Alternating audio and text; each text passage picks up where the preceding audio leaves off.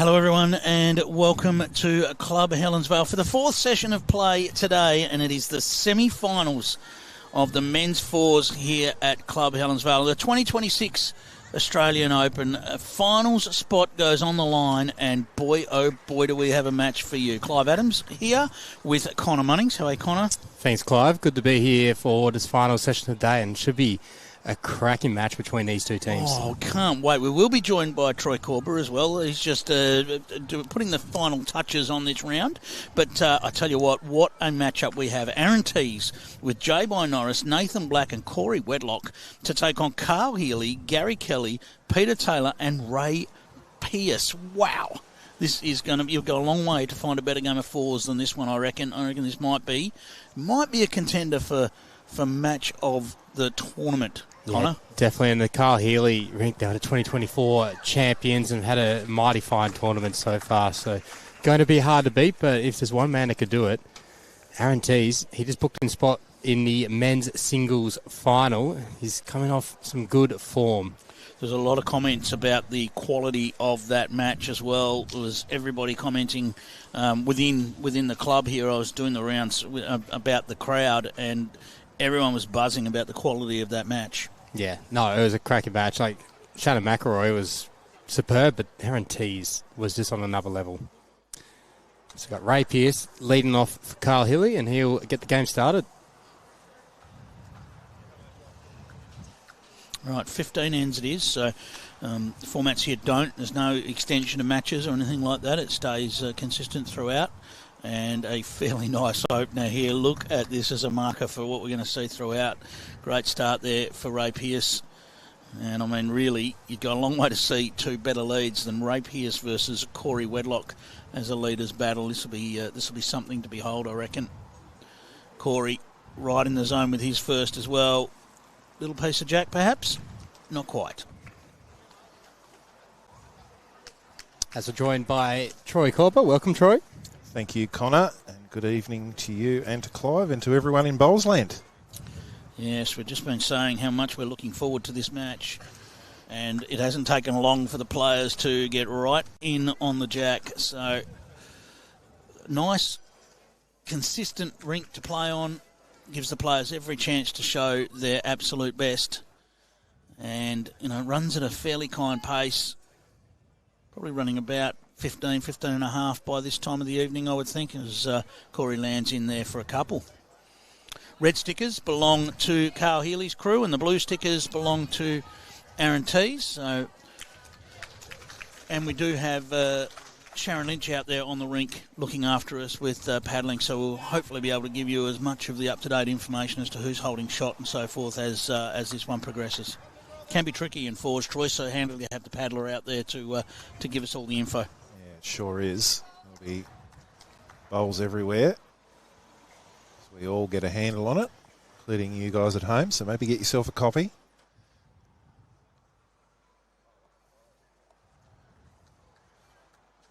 Great to have everyone joining along for this last match on Rinkside Live before we head to the finals. Of course, some of the finals are still going to be in Bowls Australia's YouTube channel, but it's going to be taking a bit of a different format. Yeah, and something for everyone to get used to is that the interaction that we have throughout this format of the coverage of the Australian Open does change tomorrow. It's a little bit more difficult for the interactive sort of comments to. You can still put your comments in, and they'll still get talked about, but you might not get addressed so directly as we can during this format of the coverage. So Nathan Black heading around the back and finishes back there amongst the tee.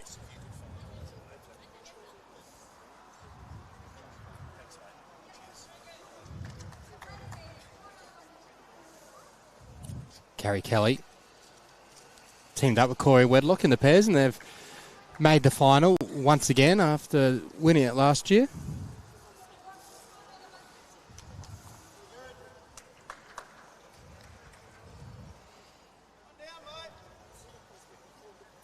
Maybe a bit of a preview of the finals here. Bye-Norris, who will be Gary Kelly's direct opponent in that men's pairs final.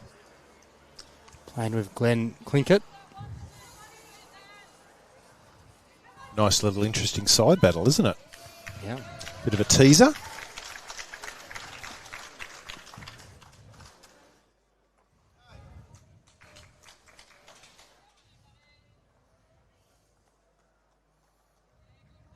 Clears one of the back bowls of Ray Pearse out of the head.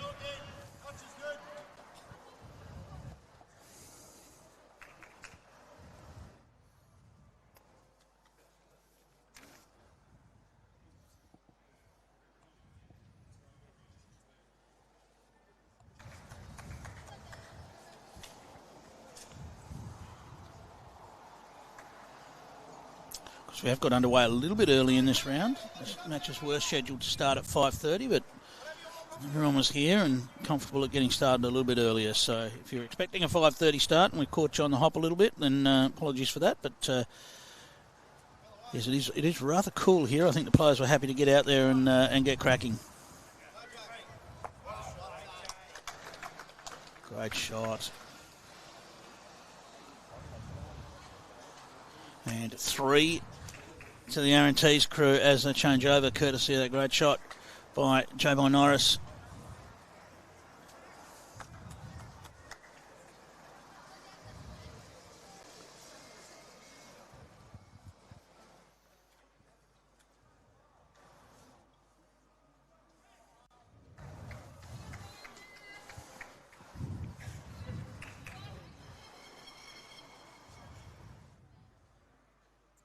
So we do have the other fours semi-final that will be played alongside. They're just completing their roll-up. You see them on some of the shots that you can see in the background there.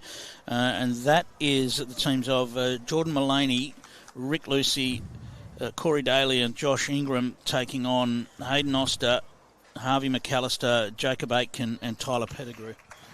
So both of these, all four of these combinations looking for 2 spots in our fours grand final here at the 2026 Australian Open.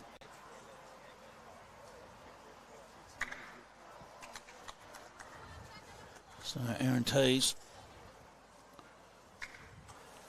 looking to add to the good work of his team. Just looks to nestle in here. I think he's finding the gap. Just a little quick. Don't know that he really meant to have that pace. He was just trying to get to Carl's bowl and give himself a chance to it. Gary Kelly saying he favours them for 1 shot. Okay. Yeah. Yep.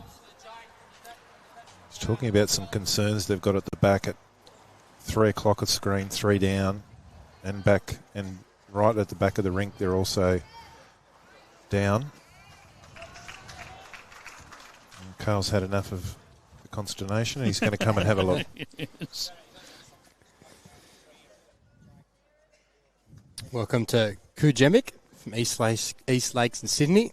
Vince Calabresi watching on again from Lethington. Who would have thought Vince would be watching? Yeah, hey? Every time. What a surprise. Every opportunity. Good to have you with us, Vince. Dave Morrison watching on from Henley on Clip in South Africa. And Troy, you like this one? Evening, Clive and viewers. What an incredible day of bowls. And this just tops it off. Hope there's no left-handers. Q's not a fan of left-handers. Oh, come on. There isn't any. There isn't any left-handers, unfortunately. I don't think there's even any in the next game over that I can keep an eye on either, which is a bit sad. And Chris Blake watching from Perth in WA. It's a bit earlier over there, isn't it? It is. It's just about to tick over to 3:30 in Perth. All right, so some discussion. Now, I must admit, from our angle, I hadn't really given Carl's bowl an opportunity for shot. It seemed like he was still down, but we've got to trust Gary Kelly's view. This is one of the tricky ones. He'd really like 2 bowls because he's got 2 packs to cover. He's got a short trail and a long jack to try and cover. And does he try and split the difference and hedge his bets? We'll soon find out. Has he got the journey to land? Well, is he going to land in the way? Well, he won't mind where that's landed. But is it now backhand for a little touch of the jack for Aaron Teys? We're looking at the spot. Bigger? Yeah. Bigger is the call from the team. Correct. A couple of chances, hasn't he? I mean, he gets the edge of Carl's bowl. He might get it reasonably clean. Solid weight it is. Looking more for the jack than anything, I think. And he's found the gap. All clear. And the tape comes out.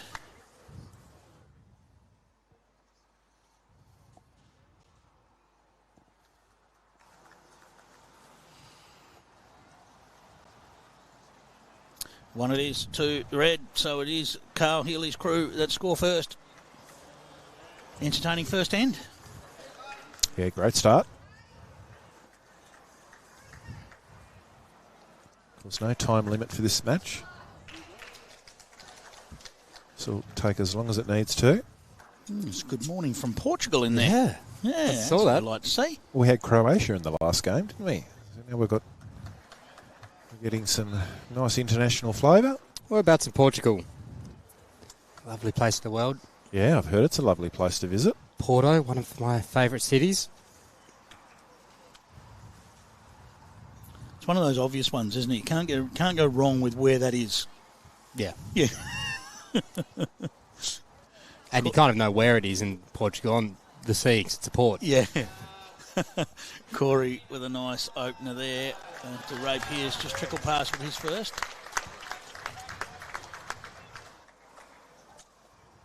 Despite it getting cooler, there's still a pretty good crowd in.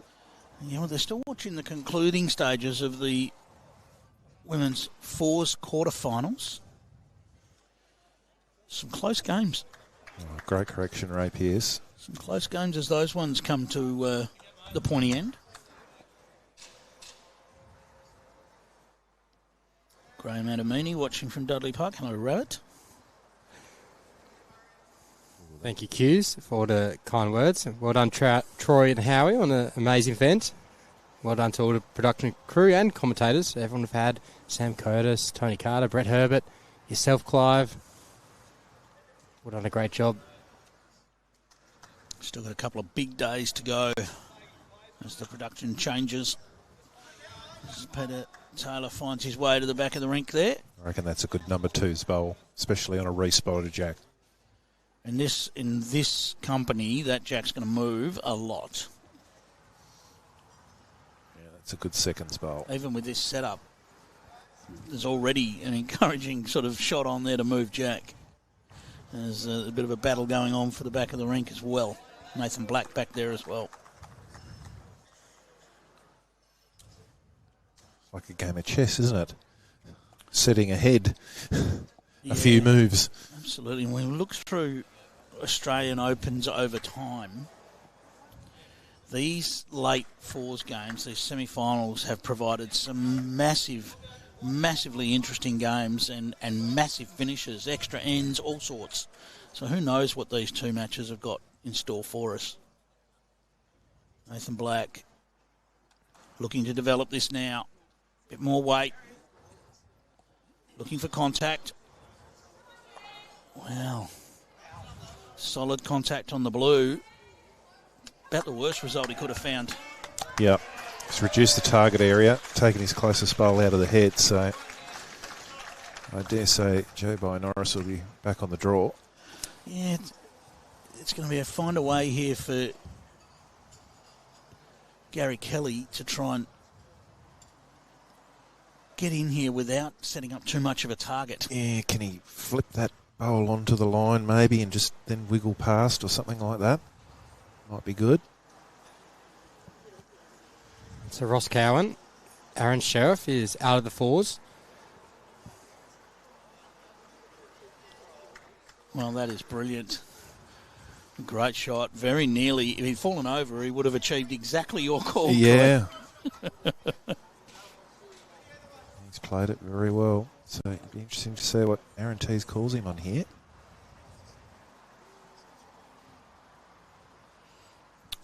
Well, it's searching weight again. Looking for movement.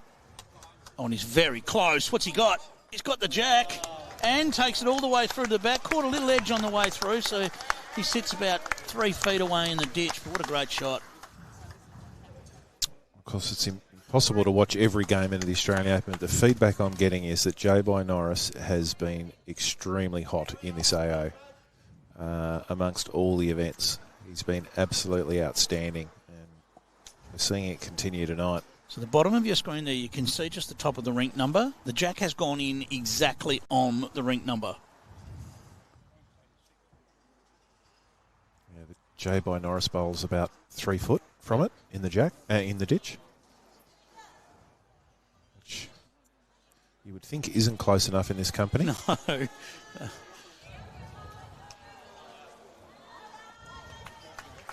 one's not quite had the trip. So what a change of fortunes with one bowl.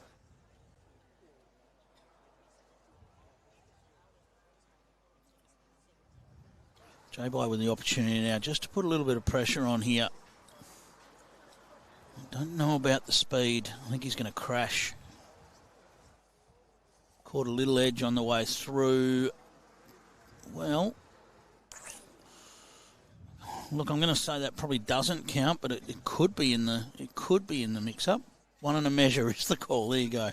Just have a look at that bowl from Bye on the Tripadil replay. Yeah, when the target was reduced, but it didn't matter. And a nice little bounce of the jack there. Straight back into the ditch.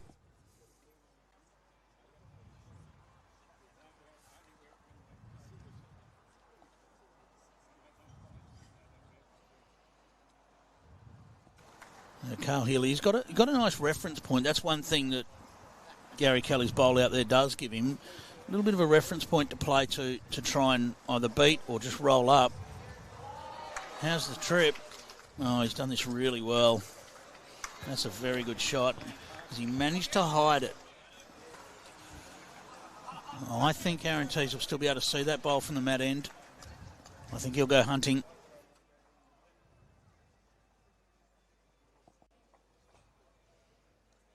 It's exactly what he's doing. Now, does it get through the gap? Oh, he's all over this, isn't he? Oh, he's caught the edge. Wow.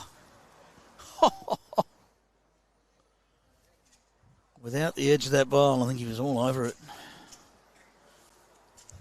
But Carl will know he needs another one in there. Preferably not right next to his first one.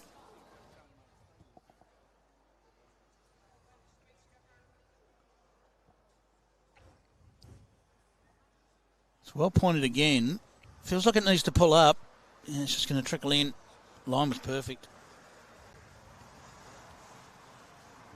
So Aaron Teys does not need to change much from his previous attempt. He's looking closely. He's all over it. What a shot. He only just got that absolutely dead centre. Now, wowee. Is it 1 or 2 is the question. What a shot that was. That bowl in the ditch was close enough in the end for shot, Troy, but it took a bit of Aaron Teys' magic to get Carl Healey's bowl out of there. This is the magic right here. Thanks to Tripadil. Yeah, and look at that. Just weaved its way down. Really wasn't far off with his first. And capitalised on that with his second. Knew exactly the line to play, and 2 shots it is. So a 2-1 advantage to the Aaron Teys combo after 2 ends have been played of the 15 that we'll play here this evening. Well, say we'll play 15. We might play 16. Well, we've seen a lot of close games today. We've seen some extra ends, 1-shot results. So... Serena Matthews' team has advanced in the women's fours. They've defeated Lisa Featherby. We've still got a couple of those other women's fours semi-finals happening out there. Yeah, so if you're in the area, you've still got time to get here for the start of the women's fours matchups. They'll probably have a 20-minute break once the last rink comes off. And what a start.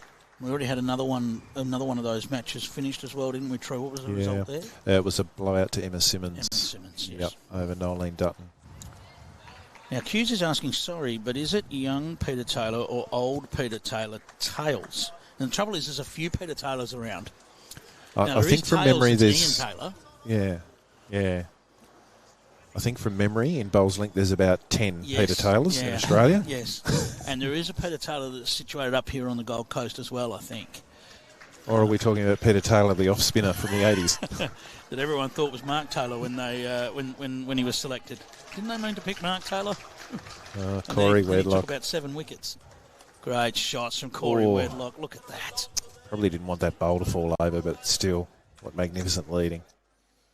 It's one of those that really only increases the target by half a bowl, but it's half a bowl you'd rather have up your sleeve. And a good bowl from Ray Pearse here. In round the back. Also got Val Furbo watching on from Satoman to Principe. He's knocked off early and he's already headed overseas. Oh dear. Valentino. So both teams racing for the back of the rink now. Well, it's the same chess game as we had last game. I feel like the seconds are just going to be playing to the spot very end.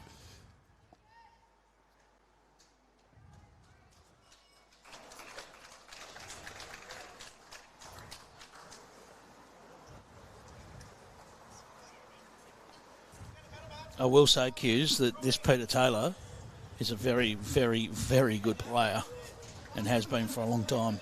Yeah. Very consistent winner.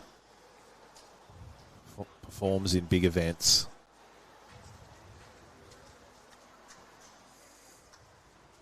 I'm sure Peter's a previous fours winner of the AO, isn't he? I'm sure he is. Yeah, 2024. He's part of this same team. Carl Healey, Gary Kelly and Peter Taylor and Ray Pearse leading.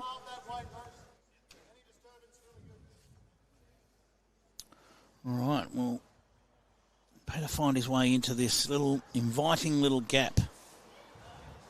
Tell you what, he's very, very close. Look at this. Oh, just fell off.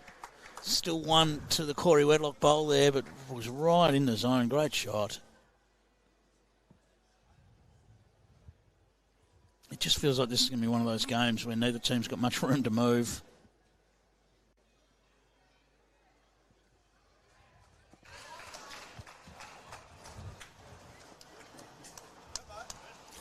Another bowl in the area just catches an edge. Other than at World Championships and things like that, you're probably hard-pressed to see the quality in a fours game than what you're seeing right here, ladies and gentlemen. Completely agree.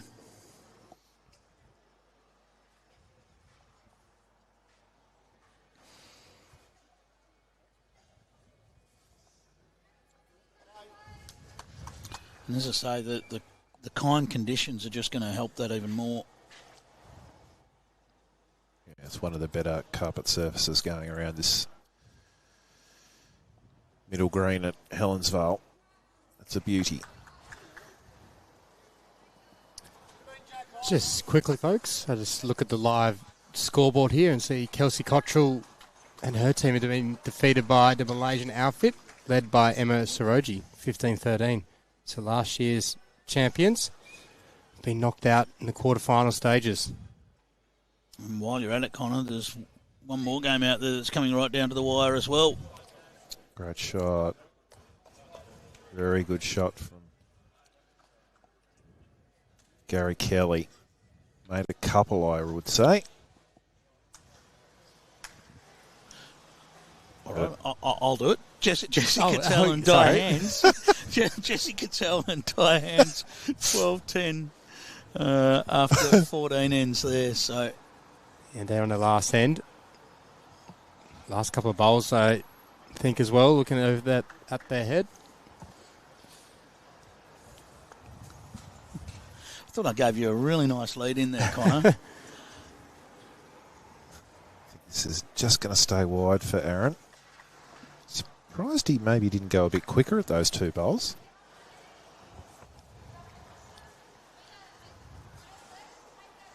Does look pretty juicy from the mat. Probably doesn't want to take the Wedlock bowl out. Yeah, he still had to wait to land him, didn't he? But that's the only issue. An edge off that's not pretty. Yep. And he can't see really the full bowl. He can only sort of see half of it. Carl Healey will look to try and just tidy this up, you'd think. Perhaps just a little rock off those bowls himself.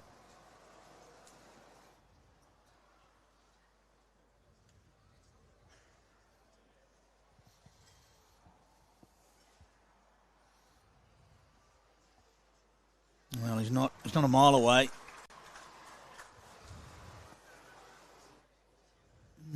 He nearly rocked that Wedlock bowl over. Well, that stops Teys from just clipping that bowl and exiting the head now. I wonder whether he might look for sort of come right through the split. Turn his own bowl to Jack, Corey's bowl to Jack. He might be able to get enough of it to do that. I don't know whether it needs to be massive weight because he doesn't want his bowl sort of just spin out of there. But weight through that split looks pretty good now.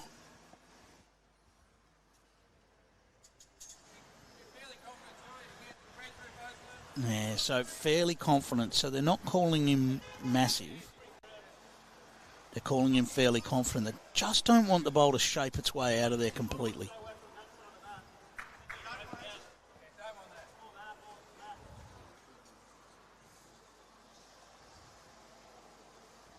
Yeah, so not massive, just right through it.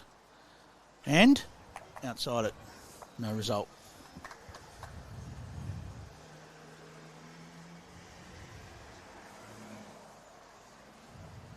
What does Carl Healey do with this last one? Because it's if he wants to play weight to turn his own bowl up to count, then he has to have the same weight that'll turn Corey Wedlock up into the count as well. He's 3 down at the back.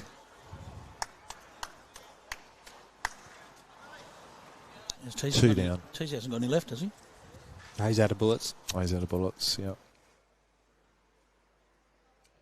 It's, yeah. To play the weight on this carpet to get that red bowl up and over, you run the risk of being slightly tight and getting the wrong bowl up and over. Problem is he can't draw to count. He won't count on the draw. So if he's playing this, he's playing with some form of intent. Because there's virtually no point in just trying to draw it. Oh, well, we won't have to wait long. He's on the mat. We'll see what he comes up with.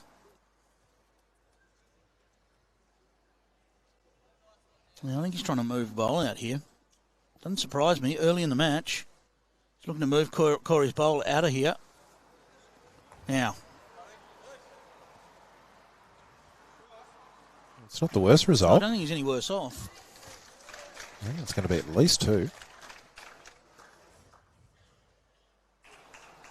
I think they figured with that weight, it was worth the try. And he really wasn't far away. Well, let's face it, your opportunities to make multiples in this game are going to be limited. Yeah, and there was a chance to make 3 or 4 if that went super well.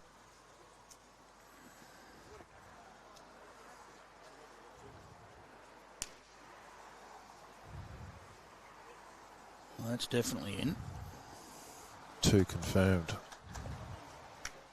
Yep. So no, I think he probably had 2 anyway. So no damage done, and an opportunity that didn't quite go, but an opportunity to try and make a number. 3-2 the lead after 3 for Carl Healey's crew.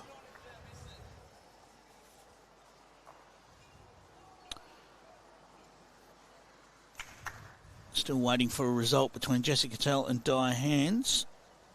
They're down to just the skipper's bowls over there. 2 shots in favour of Jessica Tell playing the last end. And Di's only got 1 bowl left in the chamber now. Not entirely sure whose bowls are whose over there, Troy, so can't really give an update as to who's holding shot. But there's a fair bit of thought going in from Jessica Tell, so it can't be that straightforward. Now, Corey, after Ray's come up about a metre short with his first, looks like Corey's just going to hold outside. Weight's pretty good.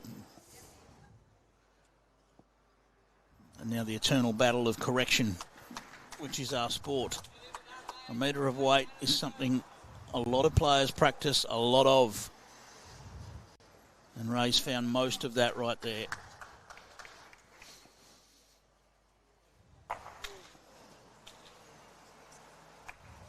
One shot apiece in the other men's semi-final being played right alongside after 2 ends there.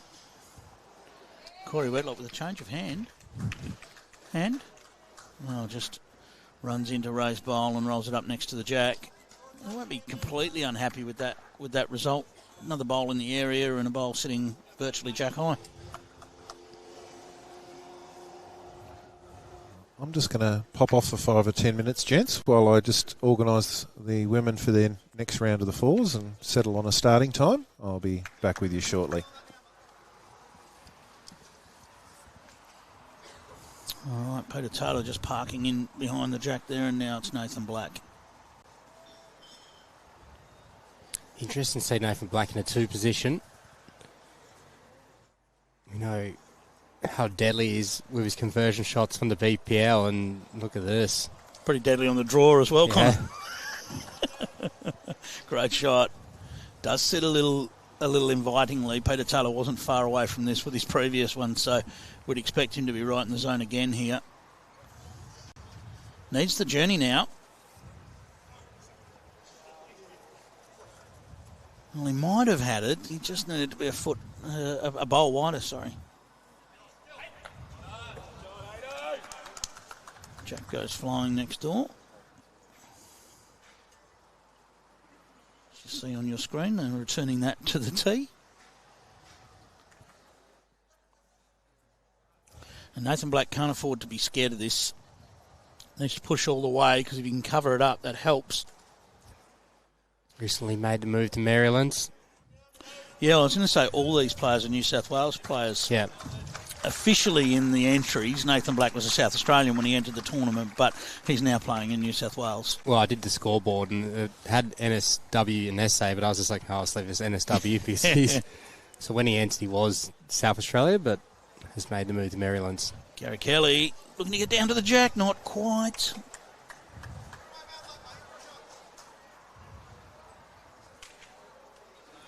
Healthy crowd stayed on to watch these matches. It is chilly as we get to 10 to 6.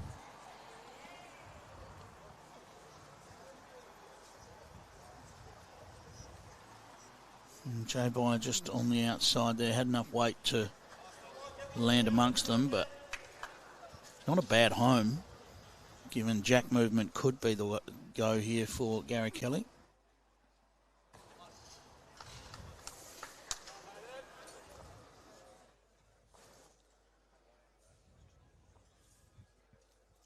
It's about the line that he was on last time. I think he's just going to hold wide again. Almost exactly the same bowl. Yeah, any touch of Corey's would have been perfect.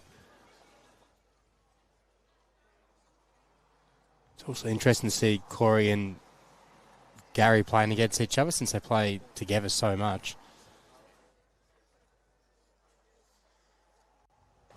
Does J-By get right round the front here? He has. Well, there's another one in the area for the blue stickers of Aaron Teys' crew. Joe Whitehead watching on, saying a feast of talented bowlers. Yeah, 8 very, very good players.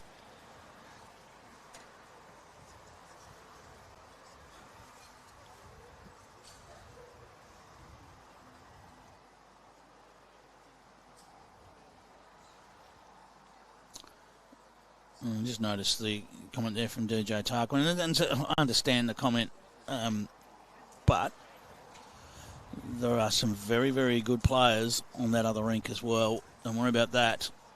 And they've beaten some very good sides to get to where they are.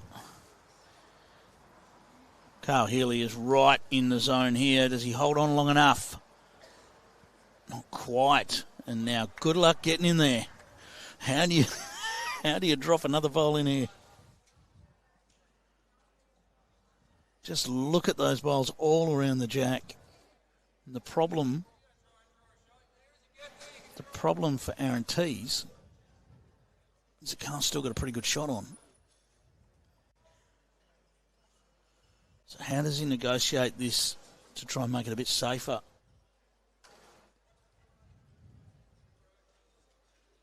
He too just on the outside. Well,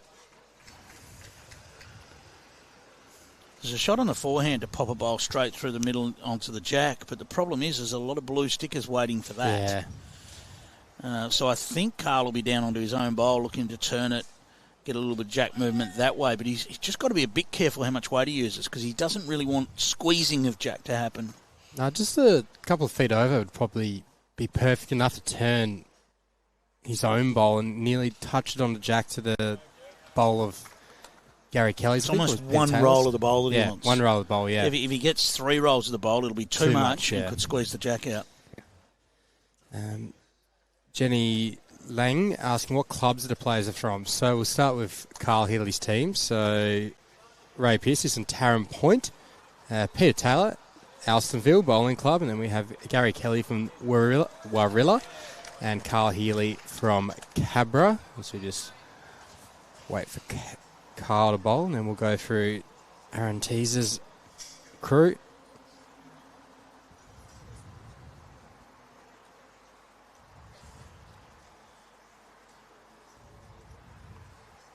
So looking for up and over. He's just on the outside.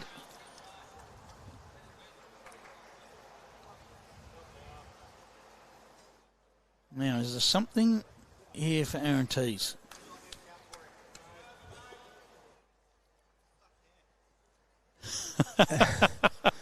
Wait, repeat down there. There's discussion as to whether they take it or does he try and draw another one? I don't know how hard Aaron Teys is going to be trying here. We'll find out. He didn't. Let's just say he didn't seem encouraged of his chances as he walked past us. How hard you trying, Teysy? I think there was some careful about that. It'll be 1, 2, Aaron Teys. And it's 3 shots apiece. I think that was a gentle draw with the emphasis on the gentle, and that's where it came up. So Aaron Teys' team, we talked about where the players are based. So Corey Wedlock, he's recently made a move to Maryland's as well. Number 2, Nathan Black, we talked, made a move to Maryland's. Everyone's making the move to Maryland's at the moment. Bye-Norris plays out of Raymond Terrace, and then Aaron Teys, he is a Warilla.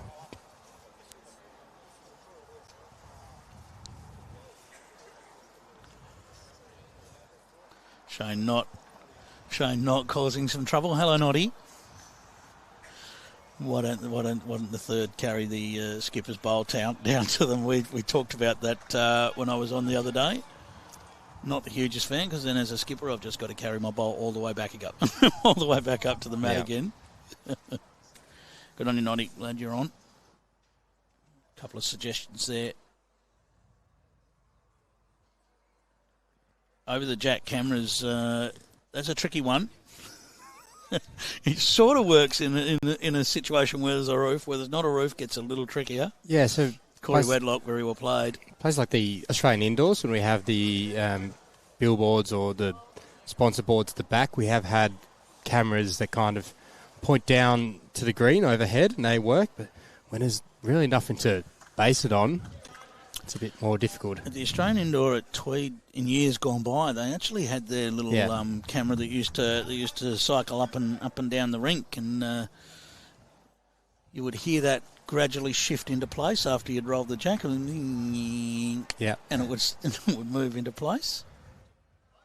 Remember they used to have the rings to measure when on the ABC you could tell how far the bowls were away. The TV camera, it's important for that because it does change the look of the head a little bit with the oval-shaped lens. That's why when people watch bowls on TV, they sometimes think, oh, that jack-high bowl is the closest, and the oval-shaped lens does change that a little bit. Sometimes you find yourself screaming at the TV that, why didn't they measure that and things like that. That's why you find yourself doing that. It just changes the shape, especially from overhead.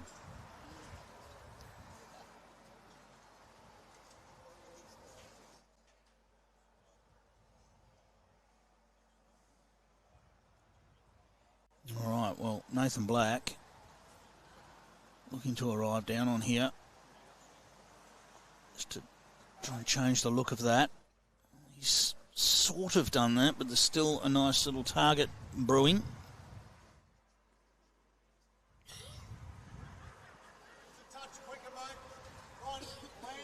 Yeah, so touch quicker is the call from Carl Healey. I think he thought about how much weight do we really want to use here.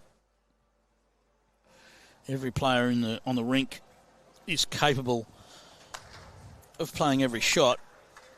And here's one right here. Great bowl. Great bowl from Peter Taylor. Yeah, these type of players, they change their head with every bowl. They don't want their opposition to settle in. And that's where Blackie would have loved that bowl that he ran into, just to get to the centre line and just cover that up that little bit more. And now we're seeing weight from Bye-Norris looking to return the favour. What's he done? He's got the jack out of bounds. It will go back on the tee. His own bowl's trickled through, and that'll be close enough for shot for now. It will not be close enough for shot by the end of the end. You wouldn't expect.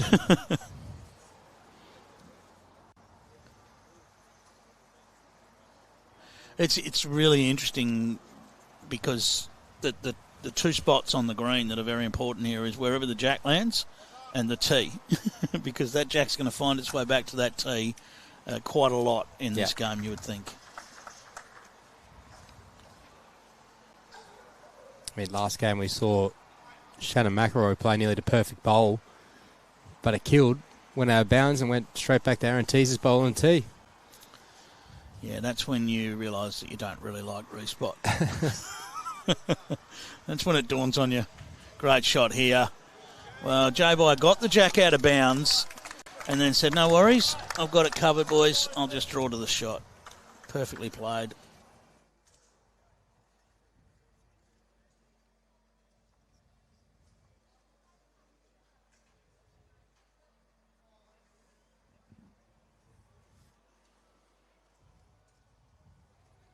Gary Kelly just looking for a foot of weight on his last and just needs it to get all the way back now. Fair effort.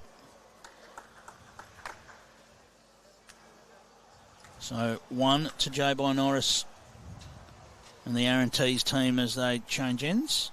And Aaron Teys will look to close right on in this jack, cover it up. So we can confirm that Jessie Cattell was the other winner of the women's fours quarterfinals. It's now Jessie Cattell to take on Emma Simmons and Serena Matthews against Emma Soroji. And those matches will get underway fairly shortly. About 5 minutes, we're reliably told. Now, does Teasy get all the way to the jack here? Needs it to run. Not quite.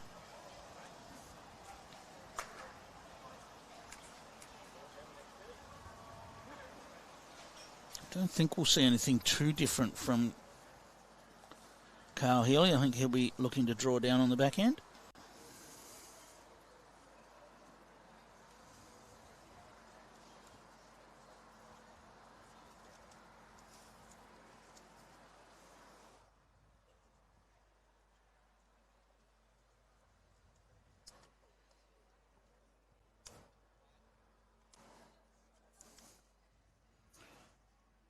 So he's just looked to give this a chance. He's looking to land in there or trail the jack himself. Super close. Oh, that's really well played. Gave that every chance. Didn't just try and draw. Actually tried to land.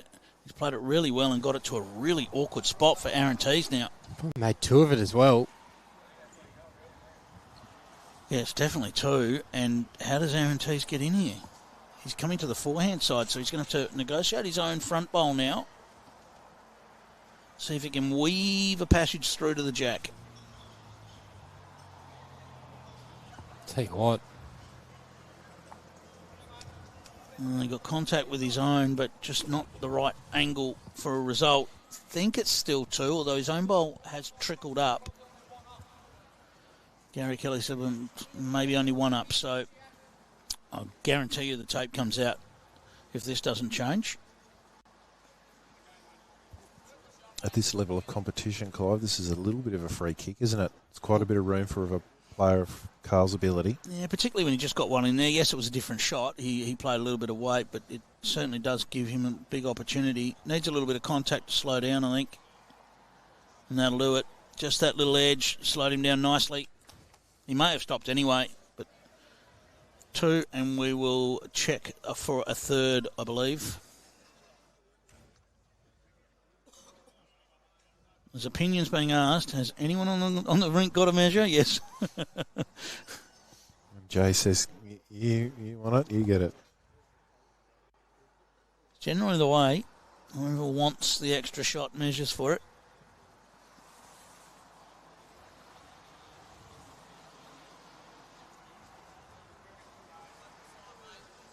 Welcome to the stream, Bev.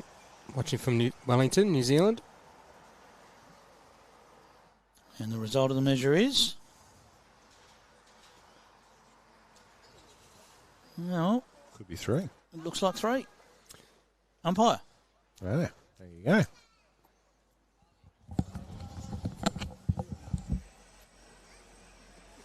So we haven't seen too much umpire calling today, Connor.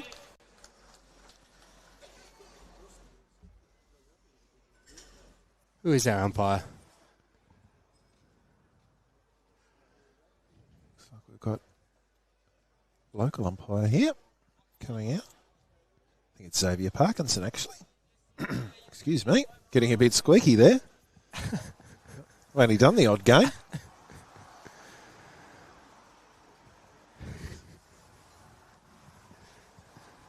Yeah, so Xavier's one of the rising junior players. Recently been selected in the lead. It's the under-25 squad, I think. Queensland. I was going to say, he's not a junior, is he? Only just turned, I think, mate. Yeah. Just had his last under-18 state titles this year for Queensland.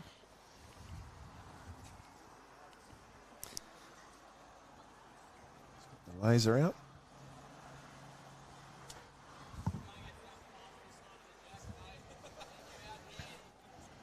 Or as Austin Powers would say, the laser. Got David Reisker and so many OG players battling it out right now. It's great. Yeah, a lot of old school players that have been around for a while. Ray Pearse. You mentioned Peter Taylor. I mean, Teys and Corey Wedlock have been around for a while. Gary Kelly. Yeah, it's a bit like the old school wrestling. Randy Savage and Hulk Hogan out there. And it is a 3 to Carl Healey's team. So they're going to take a 6-3 lead after 5 ends.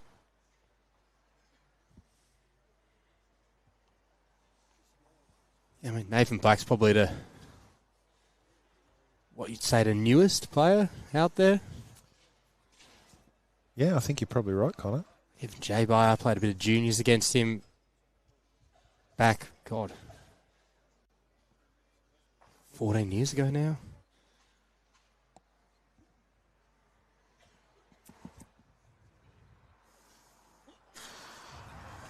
Great start. Razor Ray Pearse. Such a versatile player, Ray. Skips very well too. Leads beautifully. Very versatile player. Yeah, a ripping fella while he's at it as well.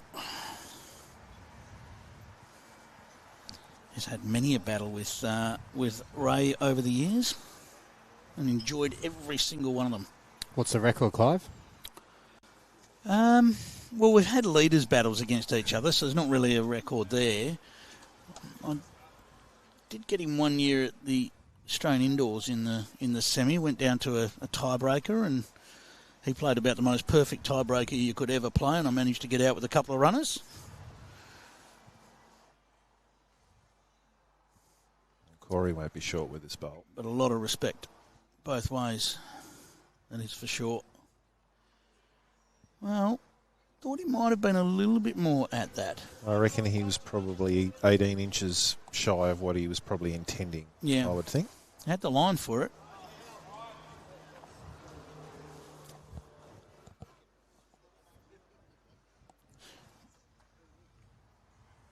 Well, Peter's going to find the gap there. He's managed well. That's incredible. He's actually managed to tidy that up. Do that again and play fair. You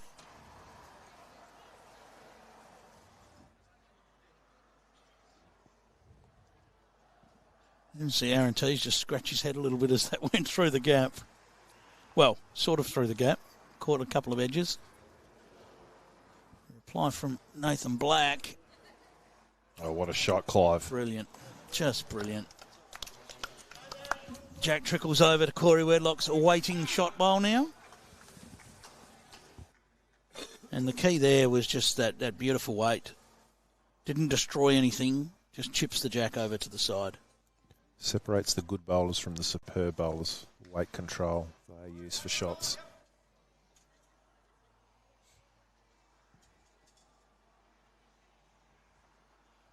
Now the opportunity to capitalise and just tidy this up a little bit because it's still sitting a little invitingly for this calibre of player.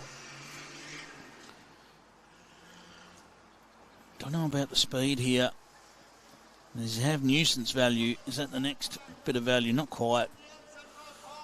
I think the backhand shot to land that bowl would still get comfortably round that bowl at the front.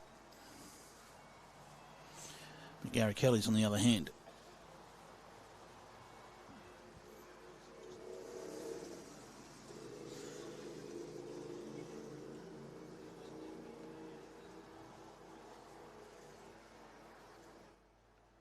Just drifts under, perfectly weighted. Perfectly weighted for maximum chance. Gave himself a chance to just get a little ride off the outside ones with that sort of weight and finish off.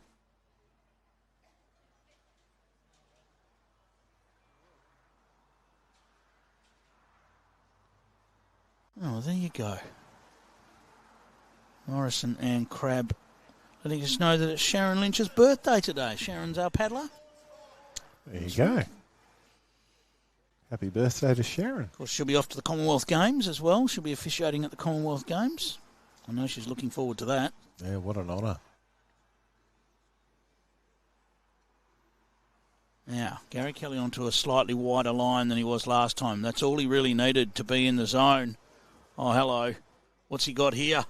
Oh, it just had a little wiggle just when he didn't want to wiggle. It had a little wiggle. Was there a little cockroach or something out there? It's rolled over. Just the slightest little straightener. What's that worm we were talking about the other day? Oh, the nematode? The nematode. Yeah, in a carpet green? I don't think so. You'd hope not. You've definitely got a problem then.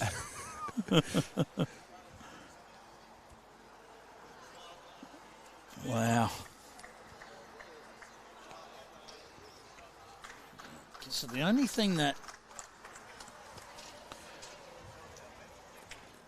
tells you is he's got to be a little. Carl Healey's going to have to be a little bit careful playing the same shot because he might find the same little wiggle.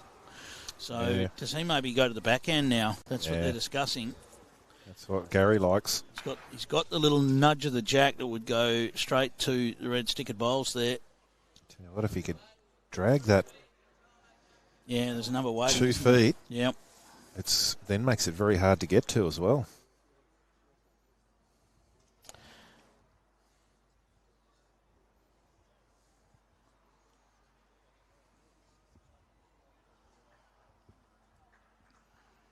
I think the official answer to Paul's question there, Connor, is lots. Yes, I was going to give you that quiz question after this bowl and see if you guys could get it. It might take me all stream to calculate it. Now, does this drop all the way back? It's trying. Catch an edge. That'll do it. Well played. So, Paul Vards has asked how many state caps are on the rink between the 8. Well, take my shoes and socks off, Vards. Get the abacus out. It's been a long day, mate. Keep your shoes and socks on, please. Well, now, a bit of everything's moved there. I think he's got the shot out of that. I think it's 2 or 3. Okay, so maybe 2 down was the call from Gary Kelly.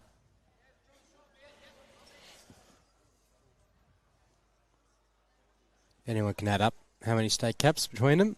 Be much appreciated. Yeah, you got the time at home to do that. Yep. You go and research it and come back to us. I can tell you one now. It's Gary Kelly 0.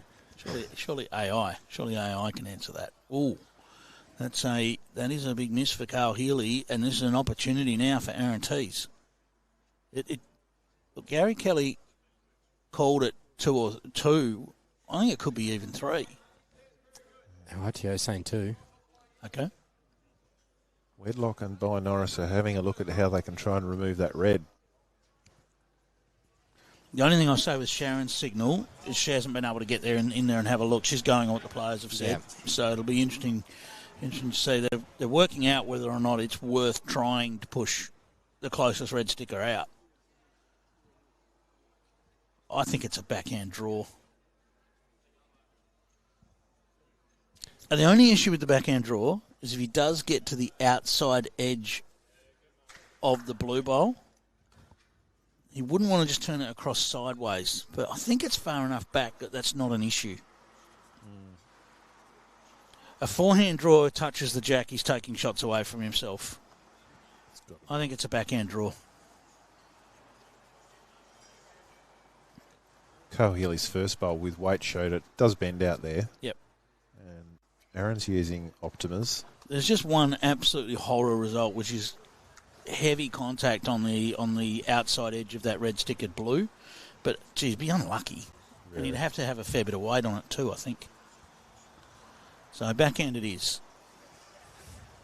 He's staring it down. I think he's looking more at sitting this bowl. We're talking about catching the edge of it. He's looking at sitting it. No bad result there. Just didn't quite give as much as he thought it might. Now they're going to go looking for...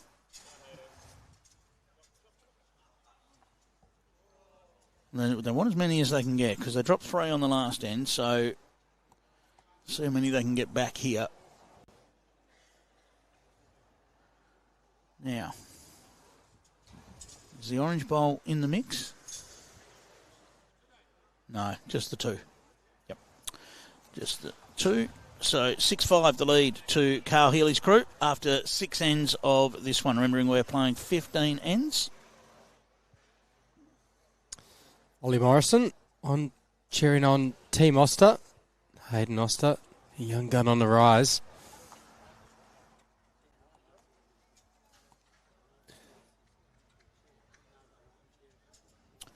Yeah, well, Oster leads Daly 4 shots to 3 at the moment after 5 ends.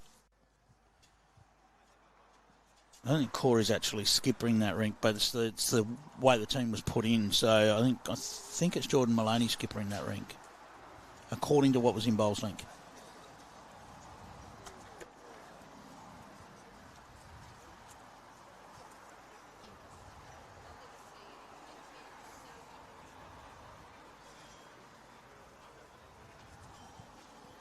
But don't hold me to that. We've gone T to T here, Clive. We've stretched it right out. And they are clearly the loosest bowls we've had from the leads all game. I dare say it'll only take 1 bowl for them to correct. And right on cue, Corey Wedlock.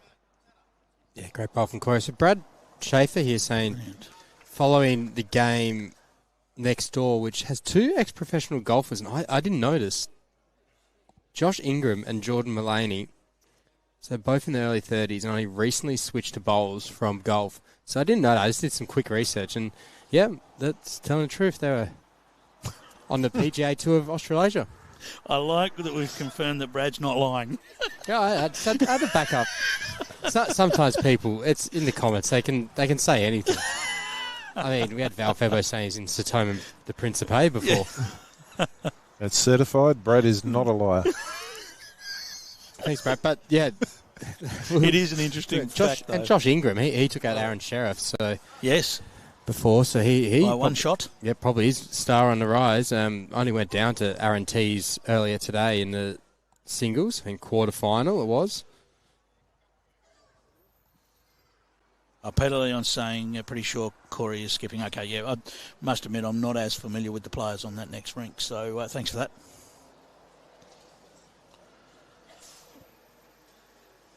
just passes.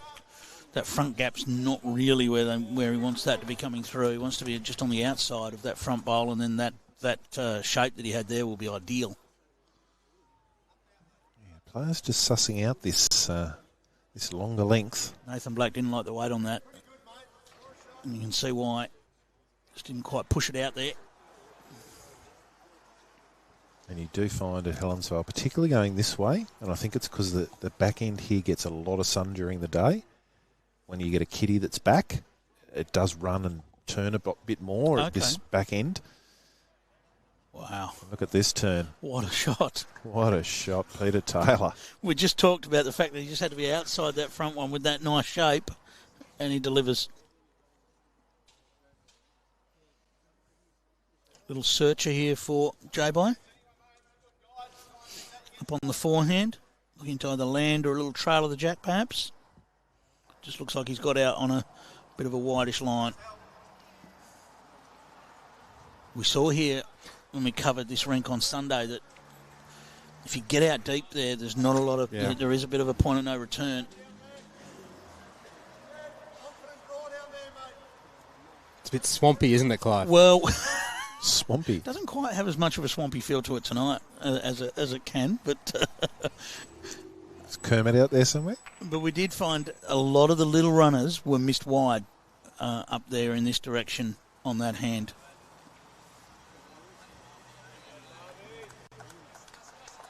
All right, closes that down a touch.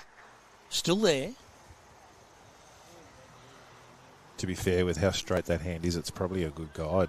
Potentially.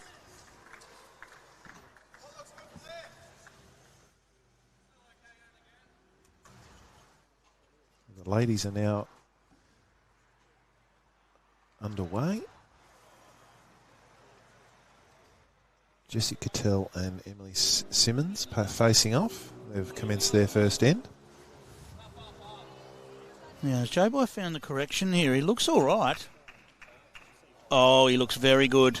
He's got the jack. What a shot. Brilliantly played. You just... When players have got... We're just seeing twice in a row there, J-Boy, and before it was Peter Taylor. And they've got the same shot to play twice in a row. They just get it the second time.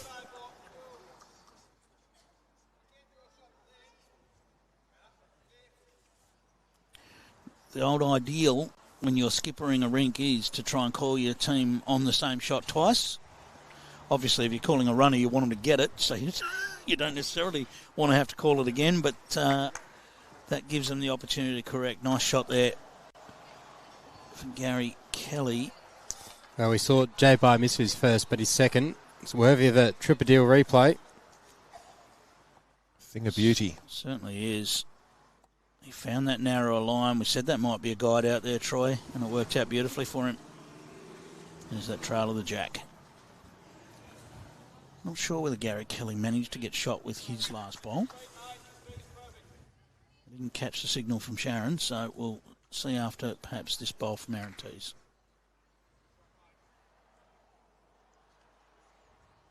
He certainly got himself into the mix for shot.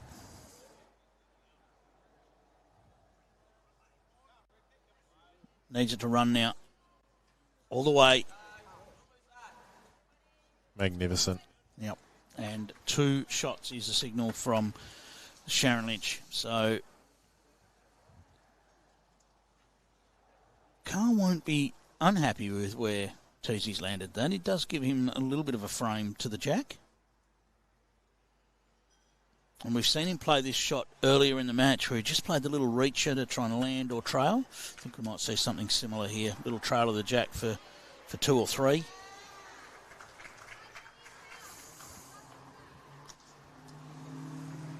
It's like it's reasonable weight with how he's lining up. Going quite big. And through the gap. Wow.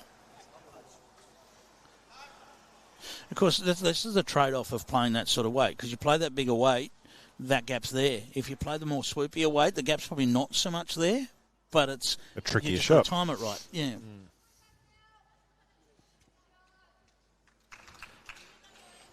Teasy looking at this to hang on now. Not quite going to. Well, I don't think it'll count. It snuck underneath. It does put in Carl's mind now. If he goes that big weight again and drifts and takes his own out, he's going to be one worse off.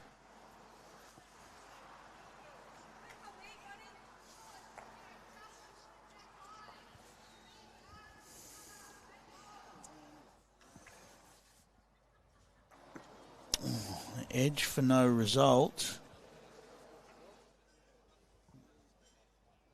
Perhaps just one now? Yep, one it is. We are locked away at 6 shots apiece after 7. Did we expect anything different from this game? We expected it to be close, and it is delivering. We've got 4 all on the next ring. So, in that case, who's in front in the semi-finals of the 2026 Australian Open Fours? Nobody. I know what Connor's waiting for me to say, aren't you, Connor? Oh, one more. Another one each, and they'll be level. 2 more each? Connor loves that one. Knew you were going to say that. Great start from Corey Wedlock once more. Gets on the front of the jack. Of course, on these carpet surfaces, that jack does roll. We know that. So often a front toucher ends up something like that, a foot short of the jack. This you absolutely have dead weight on the jack. And Ray Pearse he'll like the look of that and return favour. Just drop short.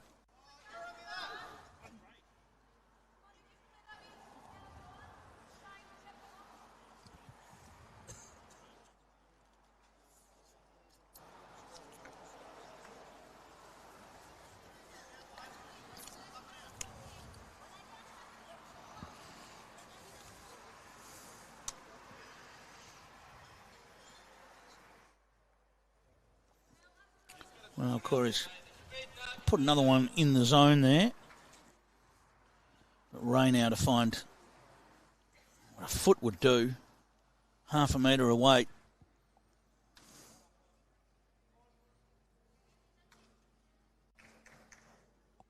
Is he holding around the front? Oh, he's going to park right next to him. So, the line was good. There's an opportunity for Nathan Black to be the first one to really close in on this jack. They've certainly given it good grass.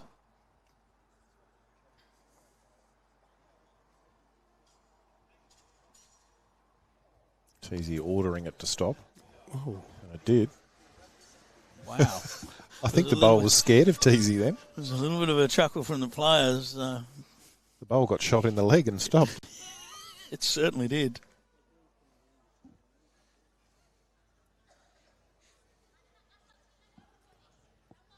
Now, Peter Taylor is crashing through a little bit here. Well, he's made that look a lot better than it looked previously for the Red Sticker team.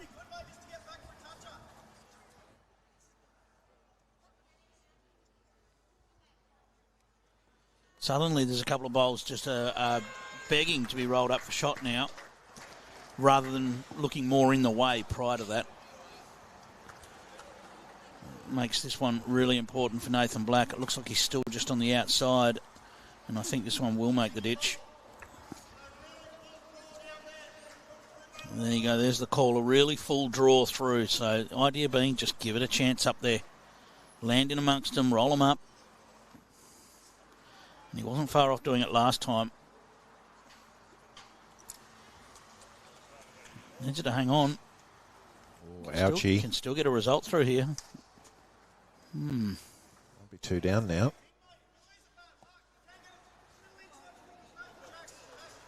Nice confident call here from Aaron.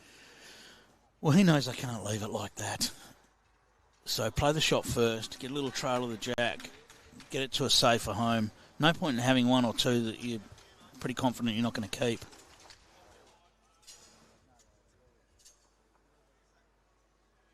Does he get to the edge of the bowl? Well, he's a bit unlucky with that result, but it now allows him to play a shot. Well, they're in the position now they can be. They're in aggressive. A positive Yes. frame of mind to the head rather than just sort of defending and trying to hang on. So.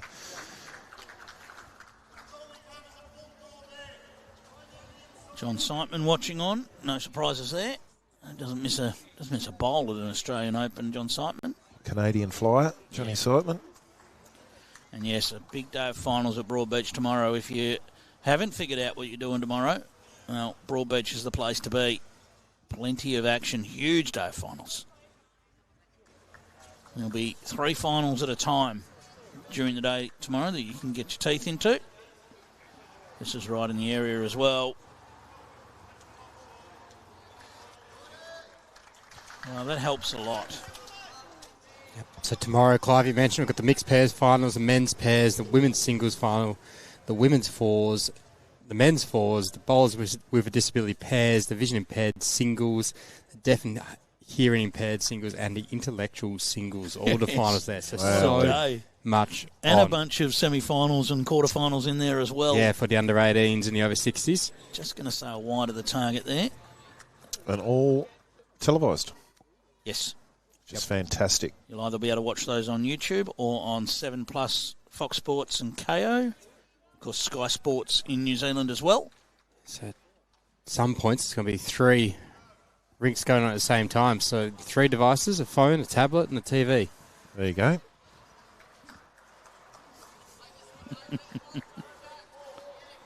John Siteman saying he thinks he was there before the greenkeepers last year.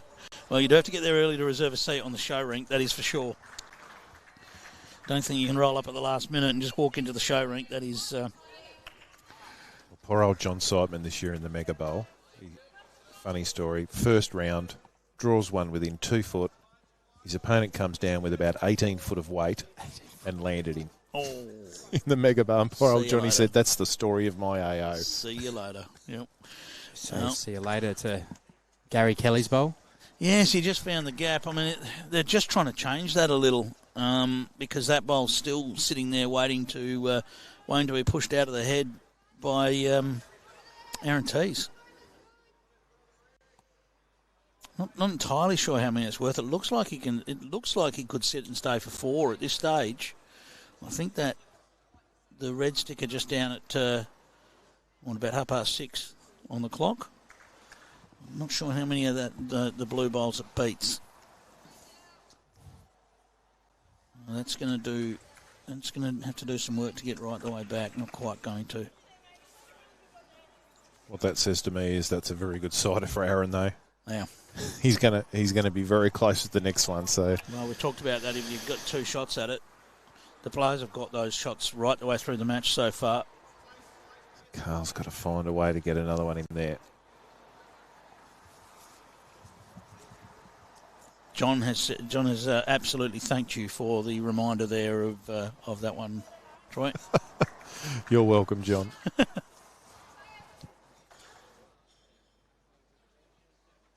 course, the Mega Bowl, just another part of the Australian Open. Yeah, we had the awards night, part of the spectacular this year as well. Yes.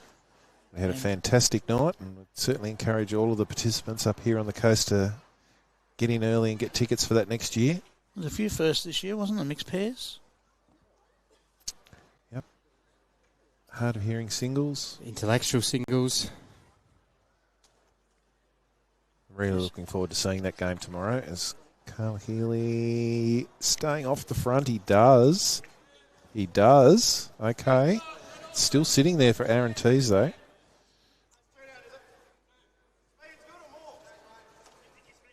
I think they're thinking more weight now. Yep. More aggressive. Looking to remove both bowls.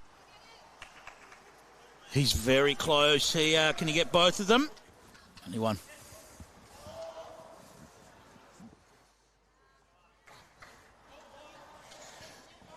As Maxwell Smart said, missed it by that much. So I saw Darren in the clubhouse here. Darren Jackson. Yeah, Jacko. Big fan of Rinkside Live over the years. And he was very happy that he was in the final of that intellectual singles. Do you know what? He was so confident going in, even before the competition had started, he wanted to know what time the final was on and what colour he'd be in. He's a wonderful man.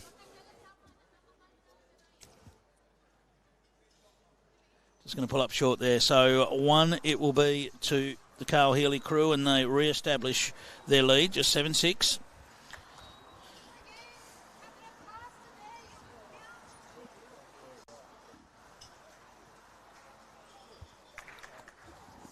Anthony Collier saying, speaking of reminders, don't let me forget the wedding anniversary on Friday.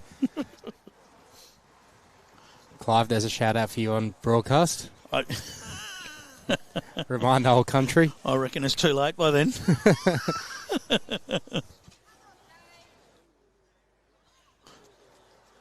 If you remember about halfway through the day, that probably means it's been an awkward morning.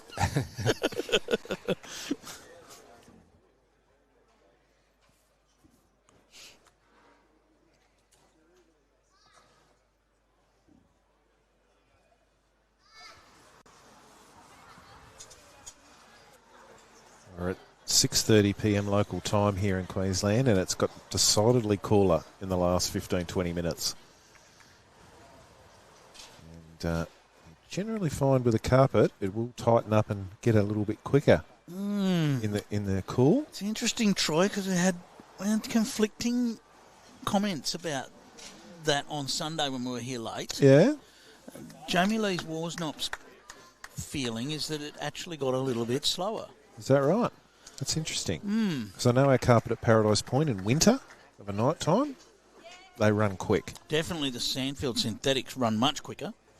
But yeah, I think carpet to carpet, it can be a little bit of an individual case.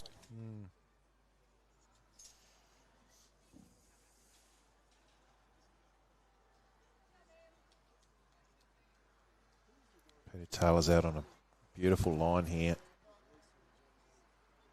Just hasn't quite sent it. Coogee Mike asking, do we respond to comments? We've been responding to a few of the comments. If we've missed yours, then apologies. We respond to as many as we see and that we can comment on.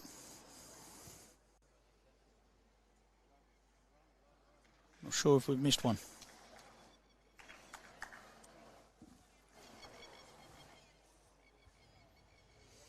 Peter Taylor out to a nice line. His bowls have been coming back nicely from out here.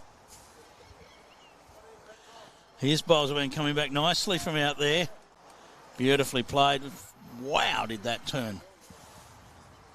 What's Peter bowling with tonight? He is bowling with Optimas. Yeah, because I know in the past he has used some quite tight bowls. So interesting he's using the... Yeah, I'm not sure we ran through those. We can do that for you, actually. So Ray Pearse is using Aero Groove, Peter Taylor Aero Optima, and Gary Kelly Aero Optima. Carl Healey using Henselite XGs. And for Teys, combination, Corey Wedlock and Nathan Black are leading up with Dynamics. Bye-Norris is using Henselite XGs and Teys using Aero Optima.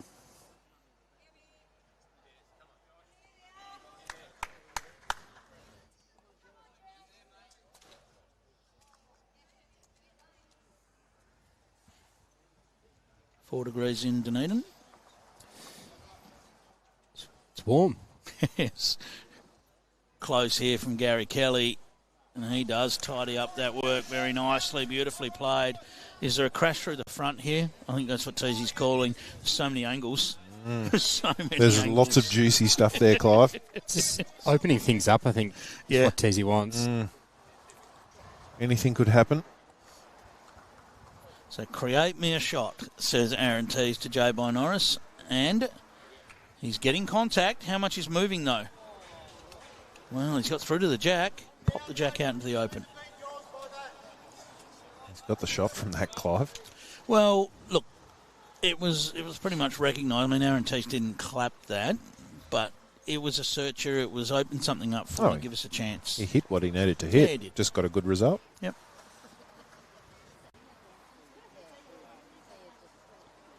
And sometimes that's the third's job. It's not always about trying to play a perfect shot. It's about what's going to be left when the skipper gets to the mat and what can they play. Clive, you'll be happy to know that you've inspired Anthony Collier. He's already ordered flowers for delivery on Friday. Ah, well done. No, that's good thinking. Put it in the schedule, get it booked. You can't go wrong. And you can sit back and watch the bowls. Here's the single bloke, Clive Adams, giving advice on on relationships. So, yeah, look, I'm no expert. Clive's radio program, Up Late with Clive, will be premiering soon, where he gives relationship advice.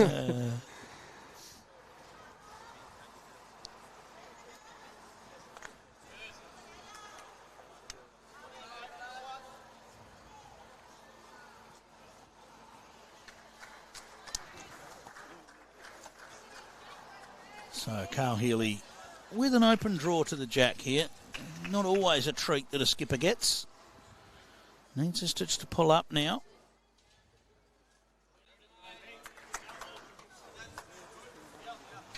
Feel like that rolled just slightly too far, but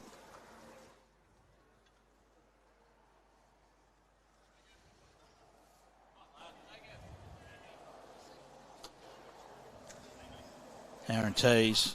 This looks well weighted. Yeah, that's very well played.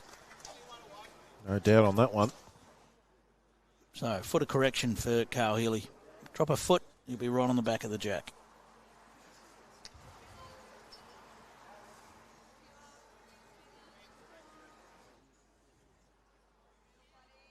It's a wide line. He's going to need to get to work.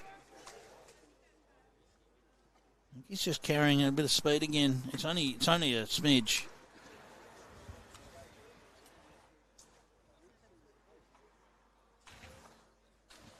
Aaron Teys just says, play it again. He looks like he's urging it to hold a bit. Just doesn't want jack now. Does not want jack. And caught a little edge as it went past. Wowee. Any more jack, and that was not pretty. It's a nice deep breath from Teys. He's still scratching his head, but it's two shots. It might have been as many as 3 or 4 down with any more of that jack. And it's an 8-7 lead to Aaron Teys. These fours combination, and that is the first time they've been in front since end 2, when they led 2 shots to 1.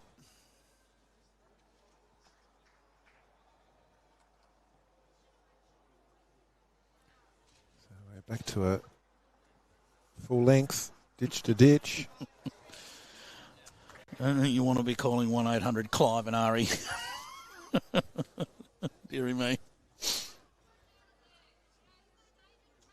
Be worth listening to. Start there from Corey Wedlock once more.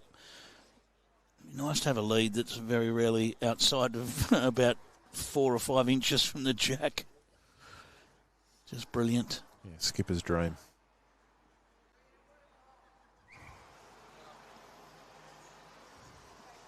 And a nice reply from Ray Pearse as well.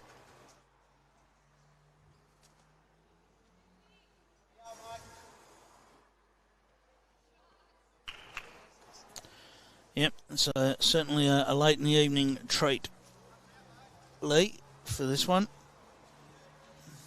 Corey's nearly come down and join us in the commentary box to watch this one finish. He likes his work too. Sits right alongside it. Beautifully done.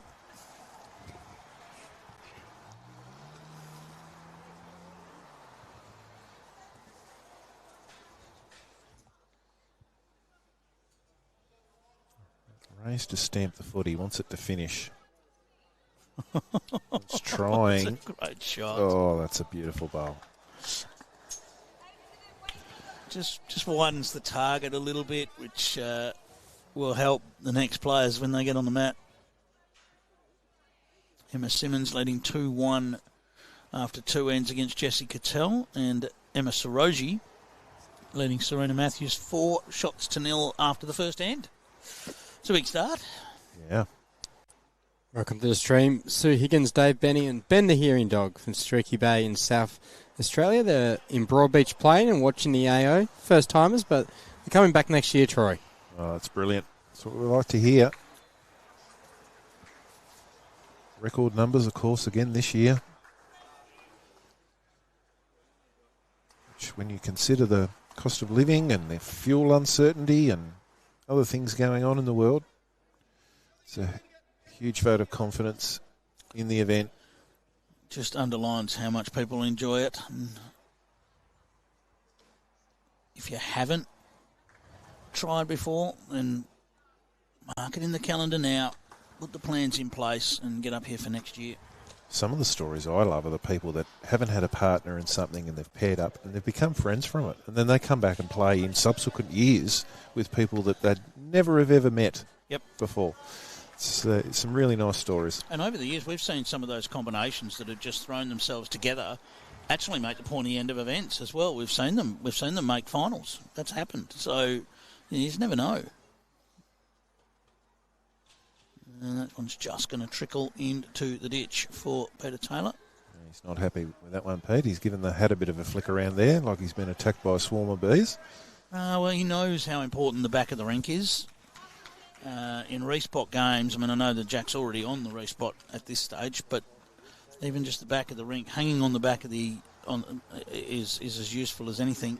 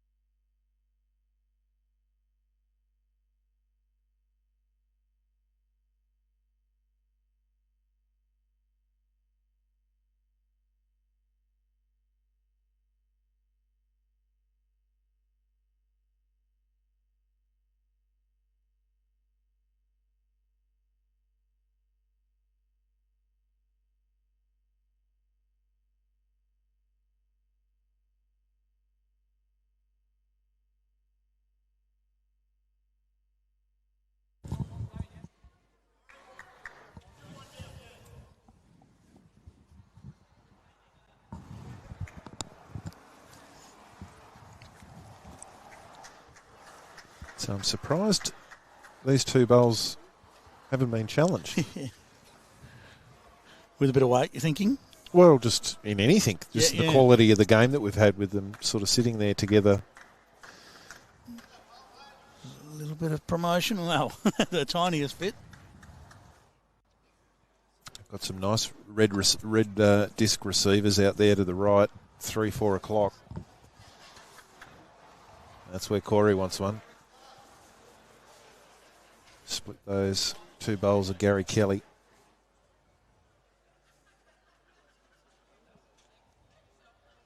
It's a bit of a double-edged sword because it's possible to clip the blue out and still be down a number. So interesting to see what Aaron decides to play here. We won't have to wait long.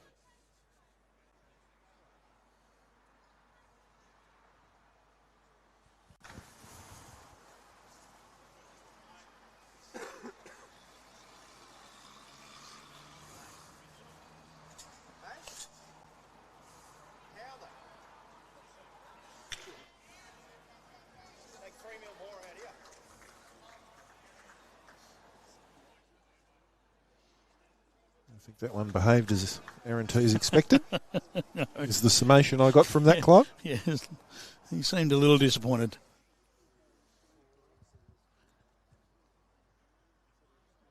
All right, Carl Healey. Big bowl, this one. It's either spring the jack or get the bowl clean out of the head. Two options.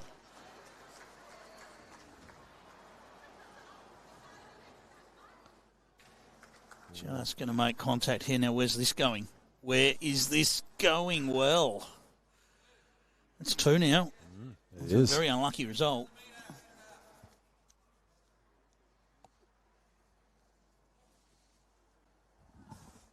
Interesting question from Anthony Collier, Clive. Gentlemen, can having four-gun skips be a problem at times, or are these lads so experienced that they have role clarity?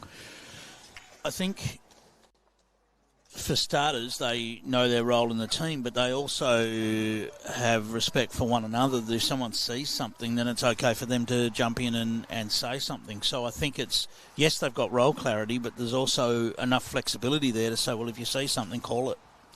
I think that's the way we see a lot of these teams that have that maturity amongst them go about it. Now, is this going to get all the way down for an edge? Well, a little edge, but no result. Don't think it will have moved the bowl. Sometimes when you clip bowls on a carpet green, they do shift. So we'll just make sure of that, but it's still 2. So 2 more on the board to Aaron Teys, and they lead it 10-7. 10-7? 10-7, the Dave Rankin Perth Pennant's favourite scoreline. Haven't seen him commenting, so he might not be watching along, but 10-7 after 10 is one of his favourites.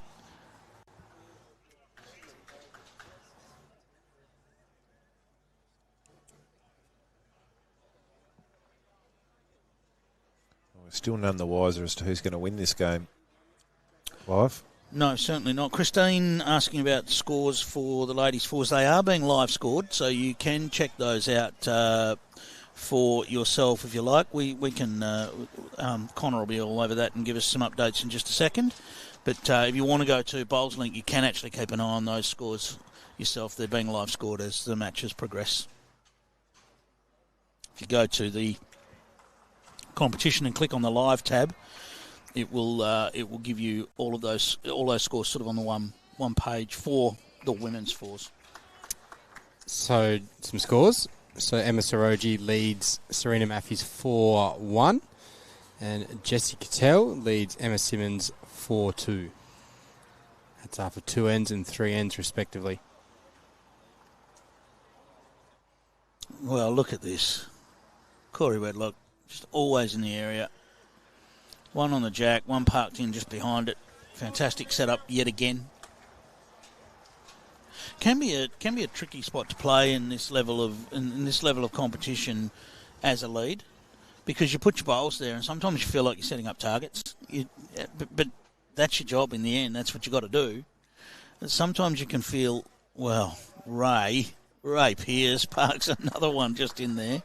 Sometimes you can feel a little confused as a lead as to exactly where the best place is to put your bowls. Sometimes the better you go, the more you set up targets for the opposition. That's where being a great line bowler as a lead is really important. Because if you can nail the line. Front of the jack instead of alongside the jack. Yeah. Yep.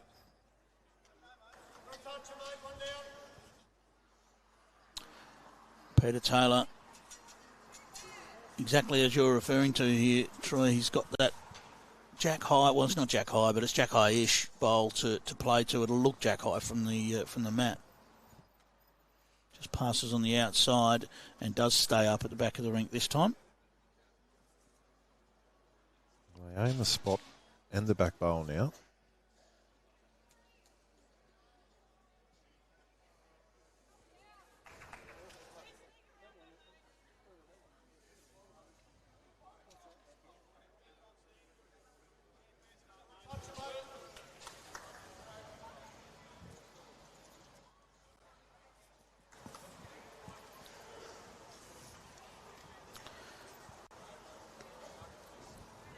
V-Man Diamonds just clarifying that role situation in the team. Great shot there from Peter Taylor. There often is talk, it happens at state bowls as well, where you say, well, the whole team's all skippers. They're skippers at club level, but at state level, they're players that can play the roles that they're being chosen to play in. So because someone skippers at club level doesn't mean they can't lead for the state or lead in a tournament like this and do a really good job of it. Great shot from Bye-Norris. It's about picking players that have got the temperament and the ability to play the roles that you're asking them to play.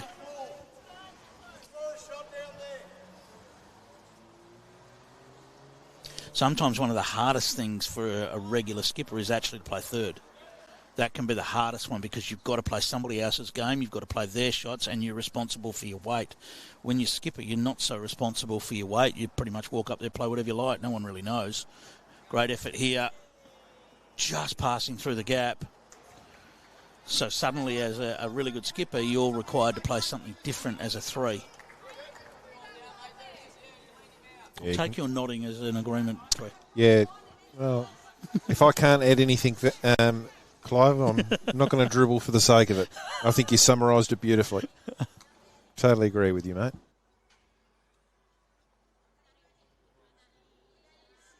How's the journey here? Little layoff. Well, it's 2 very good shots from Joe Bite, that's for sure. Ding-dong battle going on next door. 8-6 at the moment. Hayden Oster over the Daly team.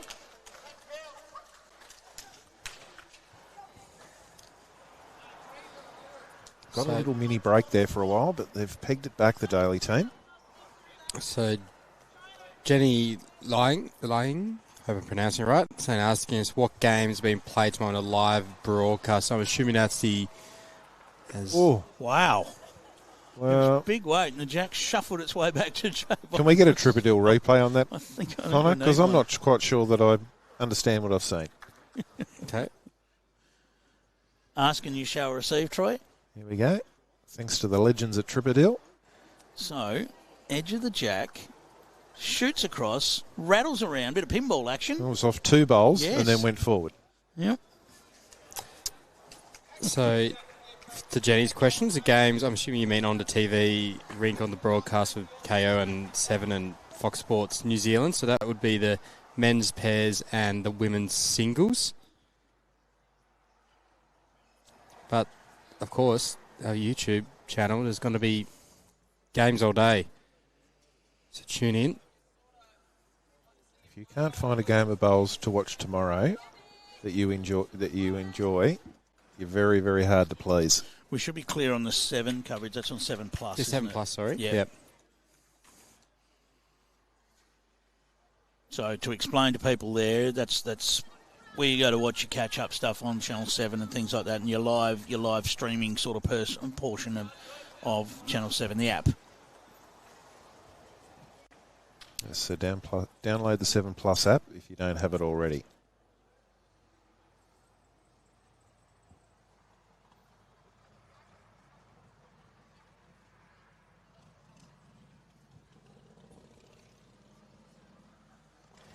So what does Carl do here?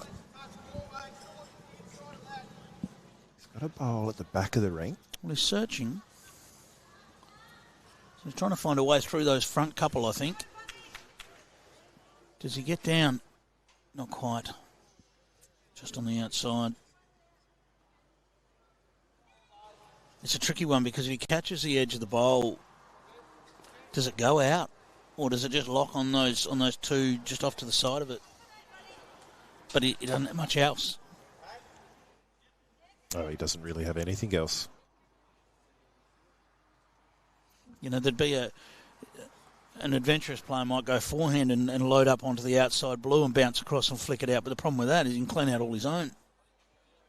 So Gary Kelly does have a bowl that's alive in the ditch, but it's pretty close to the boundary marker. So that red disc bowl bottom of screen there's pretty much the best back bowl. That's where this is going. Is he going to beat it? Yeah, well, he's gone back there to just try and help if it gets back there. Maybe the gap between those 2 bowls is big enough for the bowl to pass through. Because they're talking about going bigger now. Here we go. This is going to be a big weight from Carl Healey.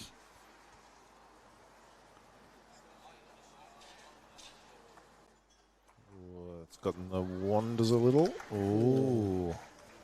Yeah, I don't know that it's going to cost them too much. No. I think they would have liked the opportunity to chip that bowl across onto it, but didn't quite happen. 1 shot it is, and now 3 ends in a row, and 5 of the last 6 ends have gone the way of the Teys combination. They led at 11-7 after 11 ends, 4 ends to play. So Jack could go swimming, Clive. Don't think so. I think it'll just pull up. Oh, wowzers. Yeah, momentum well and truly with the Teys combination, although there's not really been much in a lot of these heads. So we're starting to run out of ends.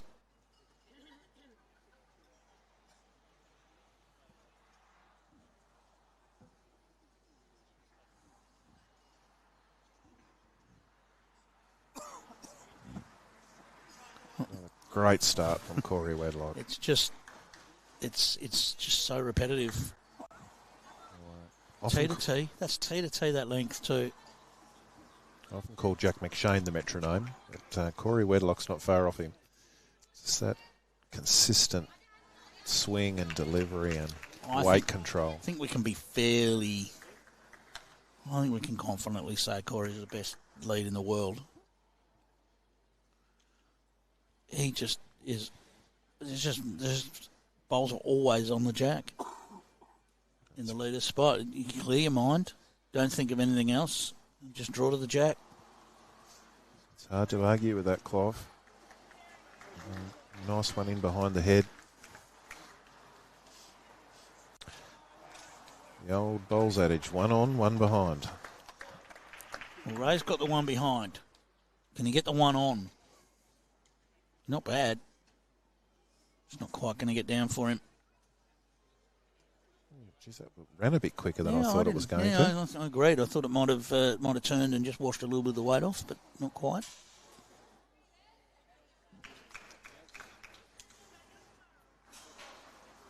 So Blackie will be looking to just get him past the jack here. Corey's urging it to run. The ideal home was just past the jack.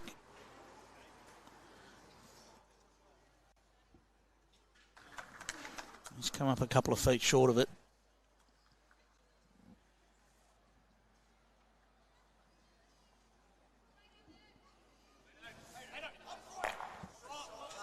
Big weight from Hayden Oster next door. Sends bowls and jacks flying everywhere. Well, the Carl Healey crew just a little wayward here. Now, a lot of players would switch to the back end here in the case of with Nathan Black, but the last thing they want to do at the moment is play a good bowl on the back end and just sit just outside the jack and set up a target. So forehand it is, even though there's an opposition bowl coming in, and you just look to work past it. He's done that really well. Little touch. Look at that. Turns it down. Look at that shot. It's perfect.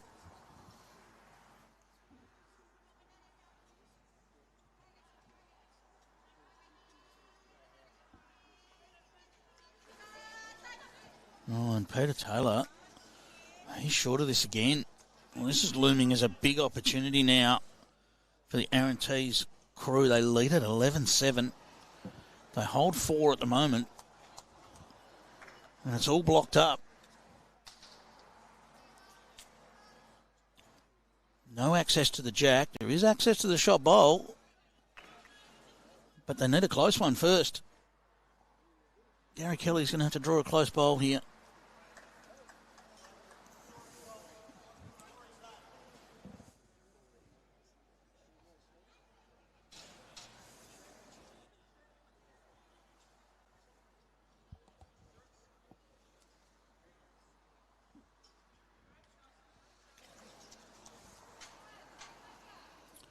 Gary Kelly produced something special here.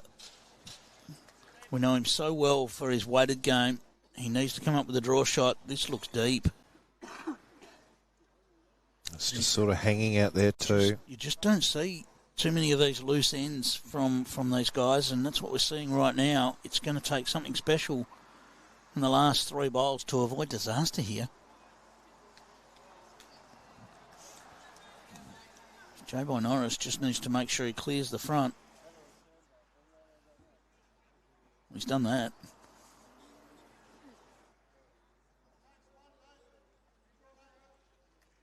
And that probably counts at the moment. I mean, surely it doesn't count by the end of the end, but I'll back Gary in crew here. running out of bowls. Yeah, I'll back Gary in to make the correction here. Too good a player not to.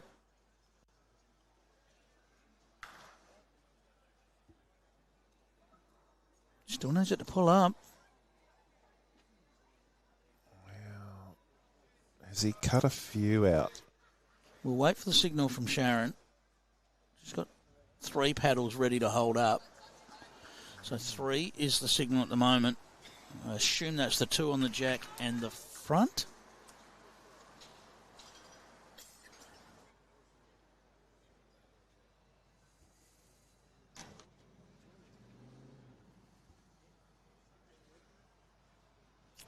Jimmy remembering back to a BPL, Wedlock against Paul Foster. Of course, we're not that far off another BPL, just a couple of months, more than a couple of months. But, of course, November will be another instalment of the BPL. We can't wait for that. Between there, we've got the Nationals as well. Oh, and we've got a little thing called the Commonwealth Games in between as well. So how much bowls is coming up? Yeah, bowls of the high standard.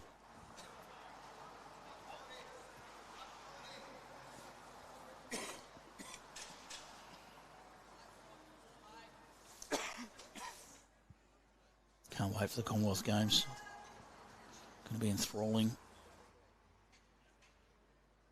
It's all about weight here.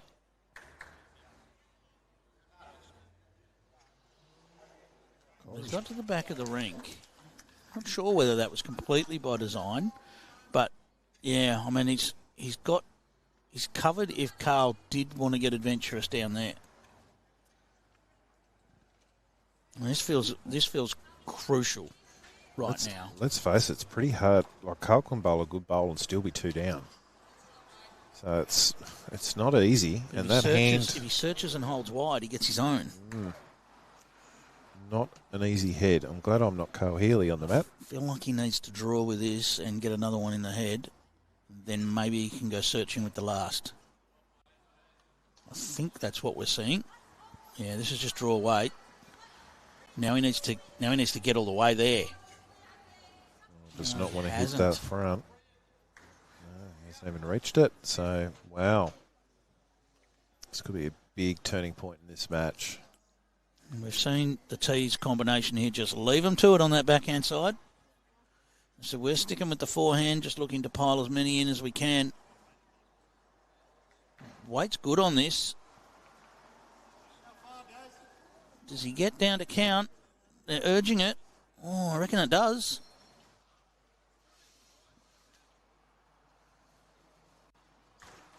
Can Carl come up with a save? He needs a metre on his last. Ooh, I'm worried about it, Clive. I don't know that he's there. Well, you can only describe that as a horrible end for Carl Healey's crew. They just haven't been able to nail it at all. It's sort of... We'll count them up. Is it as many? It could be as many as 5. Looks like, looking at the markers behind Sharon's back, she's holding up 4. She's holding up 4, and they might get a tape out and go looking for 5. So 3 have been removed, and we got the tape out looking for 5.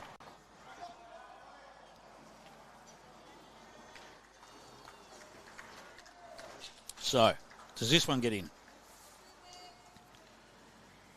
Yes, I think. I get the feeling that might have been in. So that orange has got to be in. Yeah, I think this is 5. Wowzers. A full handful, 5 shots. And does that book a spot in the final for Aaron Teys' crew? They lead it by 9 with 3 ends to play.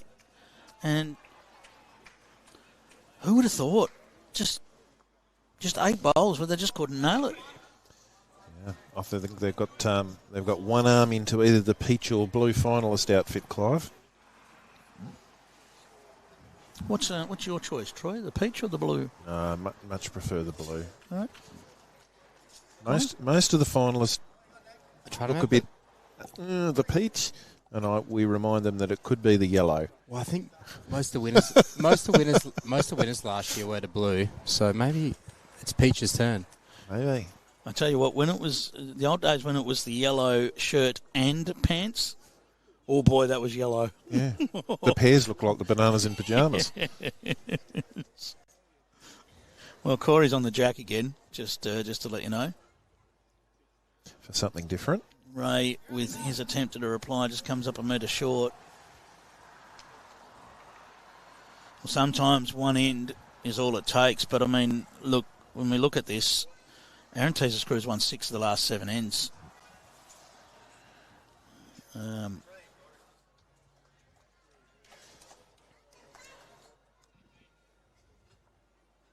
9-shot lead with 3 to play. They'd feel pretty comfortable that they can defend that. Next door, 10-6. Yeah. And that's in favour of Team Oster. Oster. Have I got that right? Yep, Team Oster. That's after 12 ends of that one. So they're not far off completion either. 4-shot lead with 3 to play.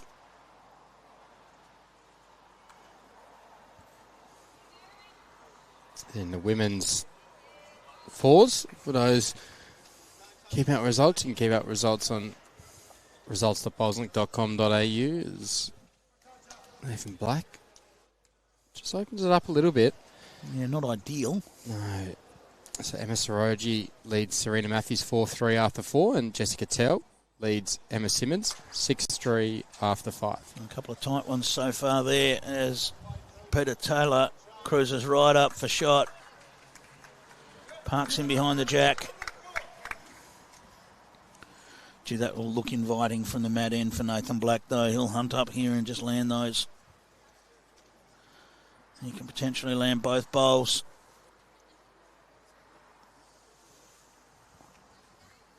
Oh, he is very close to getting both bowls on a little piece of the jack. Well played. I think in the end he would have preferred to leave the jack. Yeah. Got a question from Anton Ferrari asking why not just green and gold. I'm assuming that means the outfits for the finalists.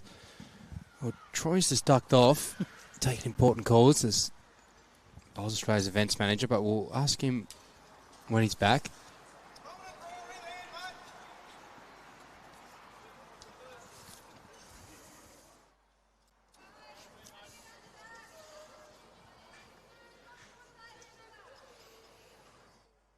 I'm not sure it depends whether you're talking gold or yellow, I suppose, but I'm not sure the yellow outfits have been the most popular over the years.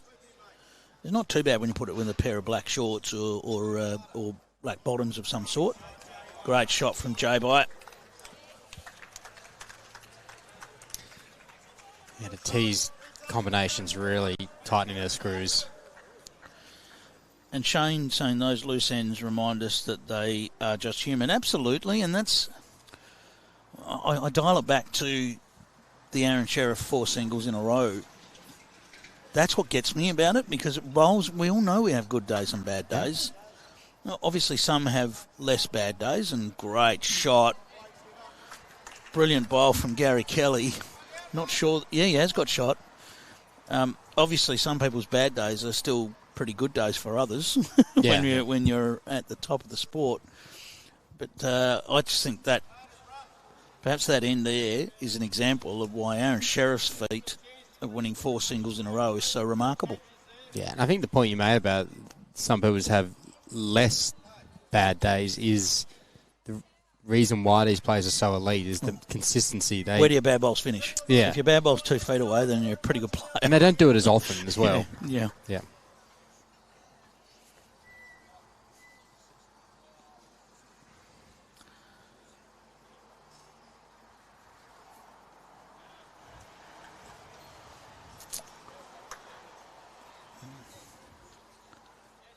Gary Kelly, 2 very good bowls. Well, that's actually tipped back in, and that'll count, I think. So that's a couple. Yep, 2 confirmed from Sharon.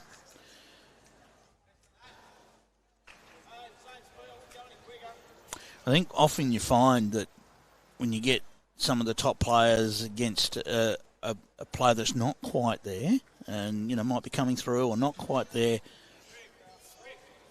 that top player's just waiting for their opportunity, and they know it's going to come. That loose end's going to come. Yeah. And they say, right, there we go. There's a 3 or 4, and you get punished for having your bad end. Whereas sometimes, as you're making your way through or you're looking to become a better player, you get better at punishing when the opposition gives you that opportunity. Exactly. And some games come down to those 1 or 2 ends where, I was right in the game except for the 5 that I dropped, Yeah. Well, it's interesting. We saw Shannon McElroy. He dropped the 4 on the first end against Aaron Wilson. That was a very loose end. Doesn't feel like the best way to start a game against Aaron Wilson either, does it? No, but then straight after, he was all over it for the rest of the game. So Aaron Teys on the trundle here, looking to land amongst them. Move the jack. He's caught the front. Now what's that doing?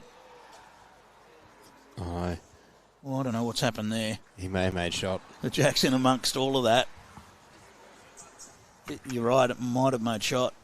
Just pushed it J-By's bowl. I'm just looking at Sharon to see if we get an indication. She's waiting to hold up a blue paddle. There's an uncertain blue paddle in her hand. She gave us a little bit of a show of it.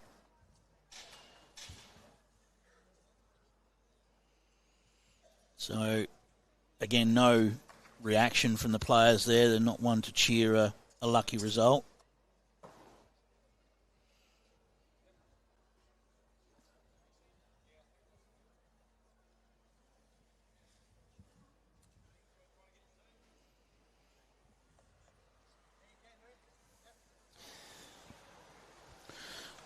So can Carl Healey find a way here? I mean, how do you get that bowl off the back of the jack? There is a sneaky forehand way of doing it, but he looks like he's lining up backhand. So maybe looking for a bit of a jack squeeze and the bowl to roll itself out. Maybe roll it out with the jack sort of thing. I think if you're tight on I think it's Peter Taylor's bowl, and push it through J-By's, you can make it 4. I think that's what he's trying to do. He's just cut under.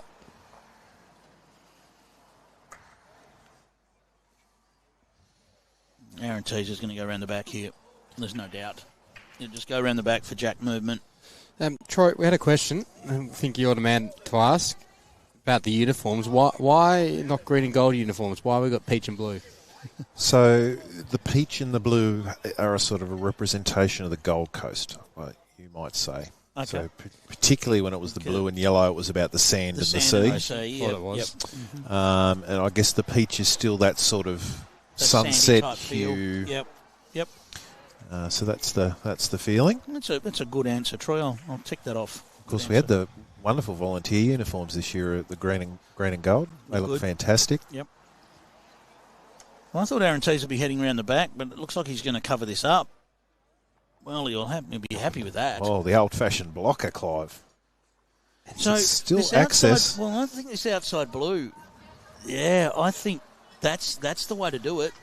That bounces across, shoots that straight off the back of the jack, and there's a whole arc of bowls where he can get off that. He gets off the edge of any of those 3, and he can shoot things sideways. I tell you what, if he gets this, we're having the Tripper Deal replay about 4 we times. Love a trick shot. We love a trick shot, and that's what this is. Could even get a 3-way slide. Full bore off all of those. Here we go. I'm keen to see if this works. And? Oh. Well. What's happened here? I think the jack's gone out.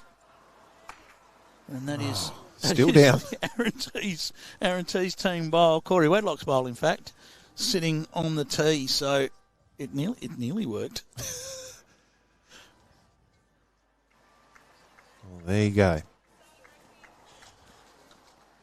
Now, it's just one. We'll have a look at how the jack ended up there. Have a look at what hit what here.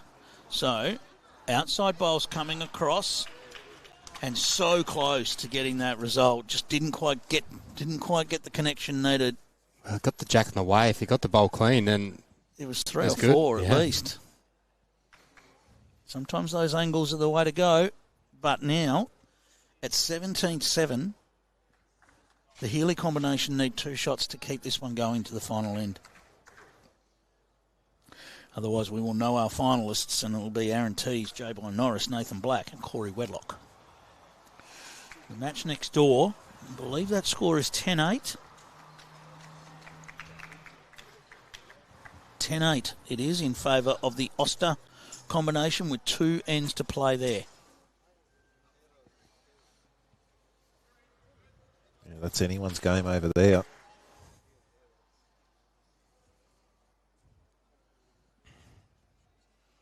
It's a fantastic story, whichever team gets through in that one. Young fella, rising star Hayden Oster skipping his rank. And as we heard earlier, the golfers daily combination with the golfers. Yep, one of them will be living the dream tomorrow. 3 o'clock. Game will be tomorrow. Men's fours. Mixed pairs final comes straight after that at 5:30. Of course, first game of the day starts at 8 a.m.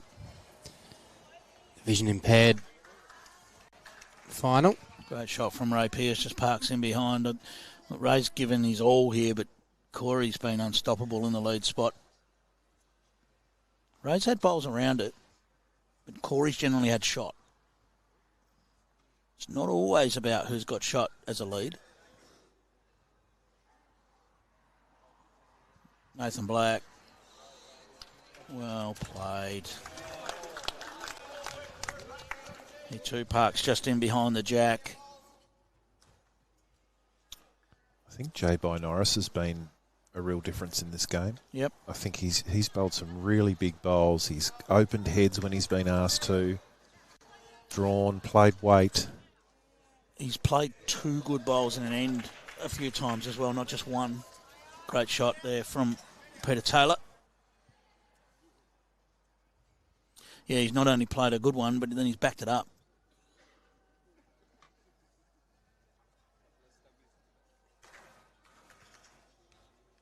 If memory serves me correct, Jay's actually come in as a sub into this team too, isn't he? There was a comment earlier about that. Yeah. That he actually didn't enter anything, and he's in 2 finals. That's what I saw. That's going to be his tactic next year, surely. Yeah, it's funny how things happen.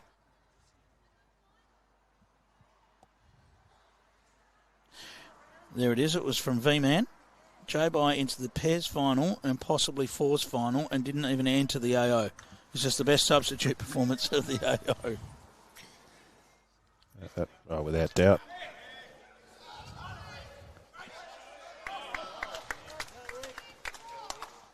Well, what we can say is it's no surprise. He is a quality player and has been for some time.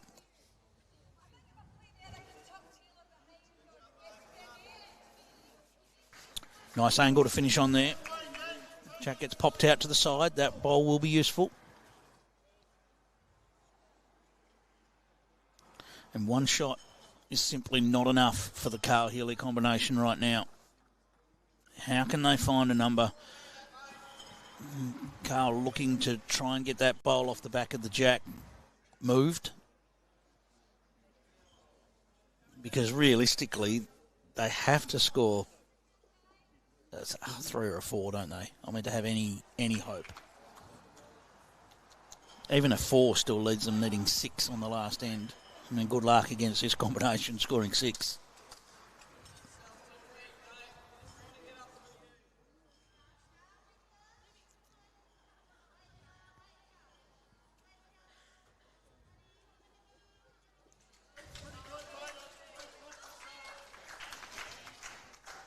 So has to find some movement on that bowl just past Jack. It's almost irrelevant that Carl Healey's crew are holding shot at the moment and need to find more. He's going to get contact on the shot bowl. Well, it doesn't hurt in a sense. It probably makes it easier to make a score now. Yeah, because they can get to the bowl a bit easier.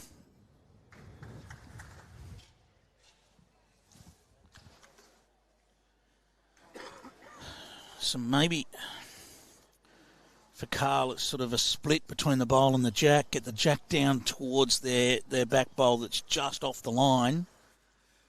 And maybe he can make a 3 or a 4 that way. It's tough because the blue sticker of Corey Wedlock is sort of nicely placed to stop all 3 of that triangle of bowls of counting. You can get 2 of them in there, but not the 3rd. Well, it's a 2-bowl shot, isn't it? He has to effect some change with the first and then still have another one to try and manoeuvre out of the head with the next. Oh, by the way, there's a little thing called Aaron Teys. And these little orange and yellow bombs. It gets close fairly often as well. Look at that. That is perfectly placed by Aaron Teys to stop that jack getting down the line.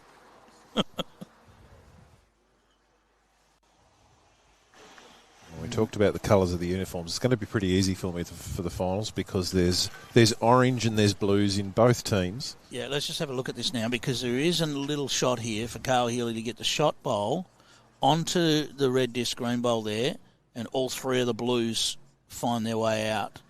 He has to do it without touching the jack. That's the hard thing, I think. I don't know that he can do that without touching the jack somewhat, but never say never in bowls.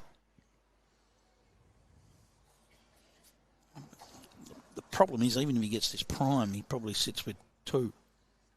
Well, it's big weight. Looks like he's got jack, and jack has gone out. That'll go back on the tee. We'll go to the back of that Nathan Black bowl. Oh no, sorry. No, I mistook where the spot is. Will it fit on the tee is the question. Well, And it looks like it has. I just don't know there's enough red around that jack and enough red disc bowls for a score. Remembering, if it's anything less than 2 shots to Carl Healey's crew, the game's over. I think Aaron's just going to stay away from this head and come out wide on the backhand, cover some miracle that Kitty squirts out sideways.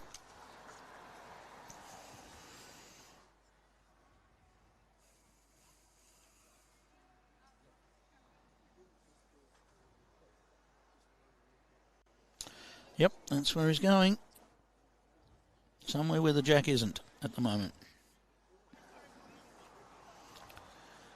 And stops right on the edge, and wow. Okay. It's gone up the green. It's tried to go twice. Rocking a baby to sleep.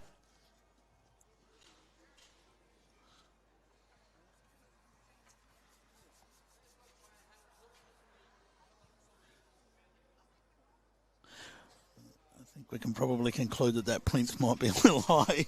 Might be a little high up that end. I think someone's fallen off the bank and hit that spot down there.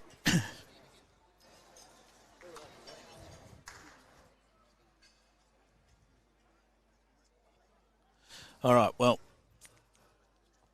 Carl Healey needs some magic here. And I'm not entirely sure how he's going to do it. No, nor am I.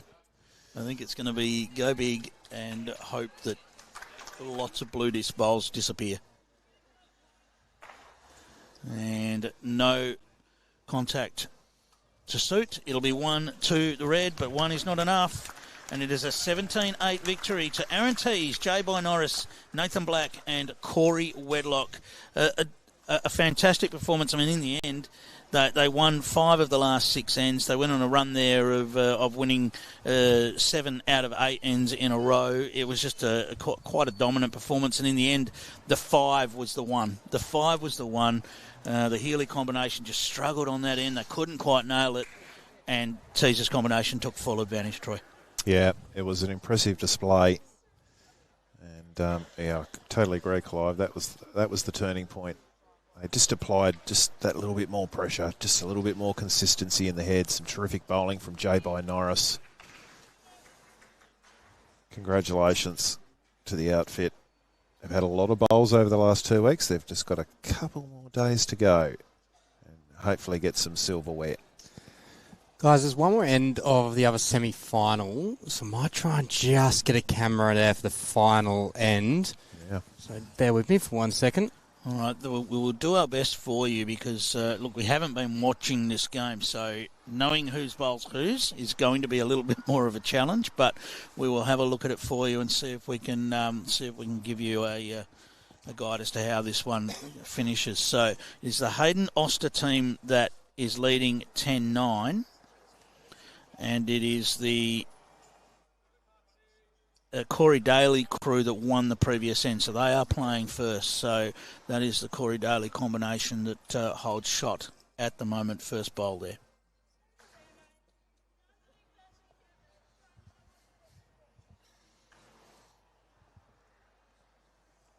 Someone's dreams are going to be made. Someone's dreams are going to be shattered.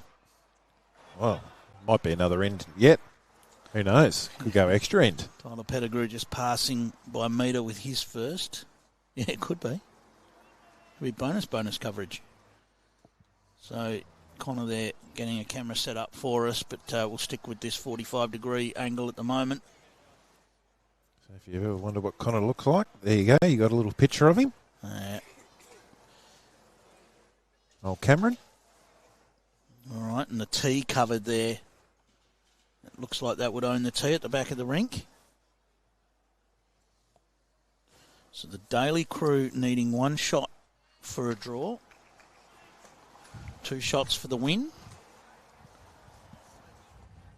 And of course, if it's the Oster combination that wins the end, then they will book their place in the final against Aaron Teys' crew. So bear with us. We don't know the players that well, but it's helpful that one team is wearing all Wenty clothing, and that's the Yes, team led by Corey Daly. Ball's just passed through.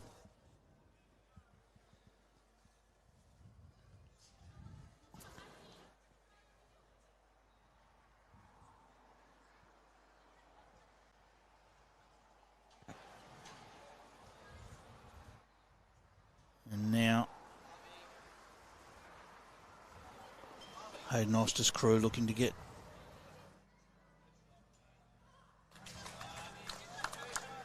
Harvey McAllister.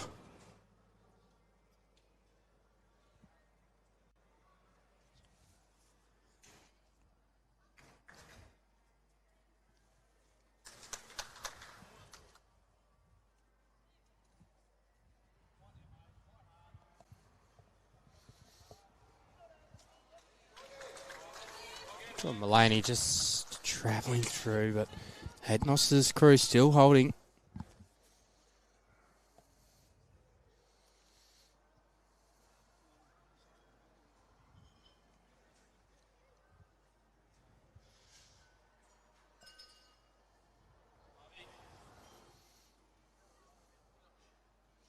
No, this isn't far away.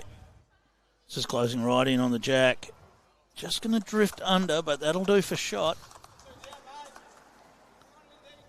2 down the call from Skipper Daly.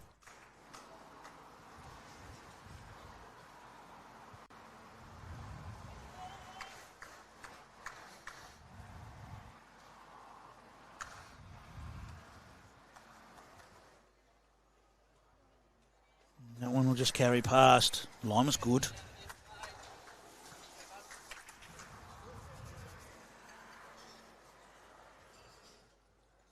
if Team Daly get a 1 here, we'll go to an extra end. You'll have to run for the other camera, Connor. I will. This one's closing in nicely. Does it land? Just passes through the gap. It's a good spot, though. Hayden Oster's team just need to really cover and hold the shots they're holding now. 1 ball each left for the thirds here. And then it'll be down to the skippers to determine what happens.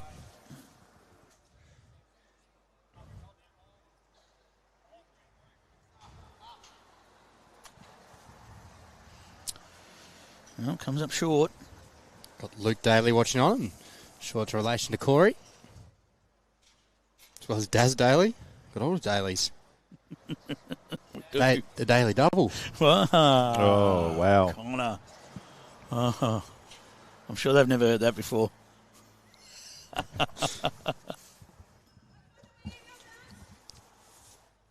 Bit of discussion going on.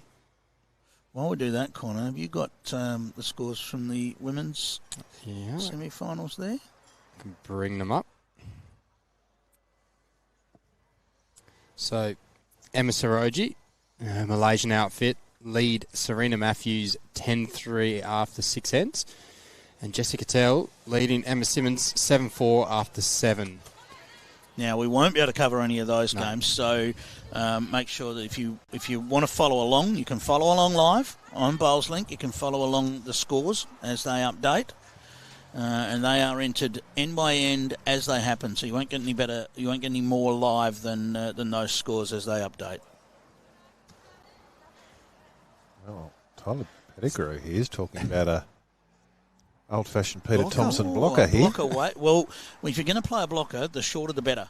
Yep. Makes the bowl bigger. So if they've decided that there's nothing useful for them at the back, well, then you might as well be in the way. One of the hardest bowls to play. I'll tell you what, It's made the journey. It's long enough. Probably they want it to stop now. It's probably come back to the line a little bit too much for their liking. Well, it's definitely one of the hardest disciplines to play. Oh. You try and put a blocker in the way, it is so difficult. I must admit, I never call them because I just reckon they're too hard to play for the average bowler. Still, sometimes it just gets in a player's eye. It doesn't have to be perfect. I'm not sure that's quite done the job. Here we go. Corey Daly.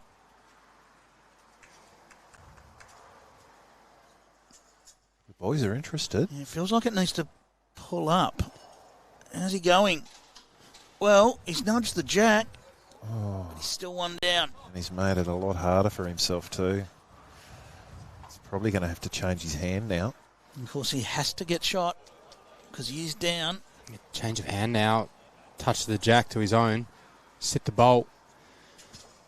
Of course, we haven't been following the game, so we don't know how much he's played down that hand. Does he have a good feel for that hand, or Are we going for another blocker? Yeah, I was thinking block on the other hand. Are we going for a blocker on the back end? You'd think so. Well, Hayden has got last bowl, so he won't right to reply if He's going forehand. Corey Daly. No, he's not. He's sorry. He faked me out. Sorry, Connor. No, he's going go forehand. He double faked you out. So Hayden Oster. He might be looking to try and cover this jack movement. Oh, he's played it very well. He's played it very well. What a shot. Oh, talk about covering the jack movement. ice in the veins? Now, this is going to take an absolute beauty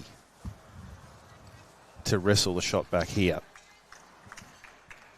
Now, bear in mind, these guys might wander into the camera view. Some of them might not even notice that we've moved the cameras over there, so just bear that in mind.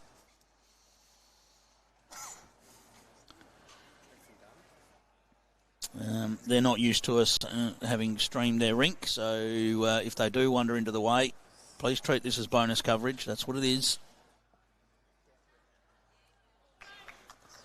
What a shot to play under all sorts of pressure with a spot in the final on the line.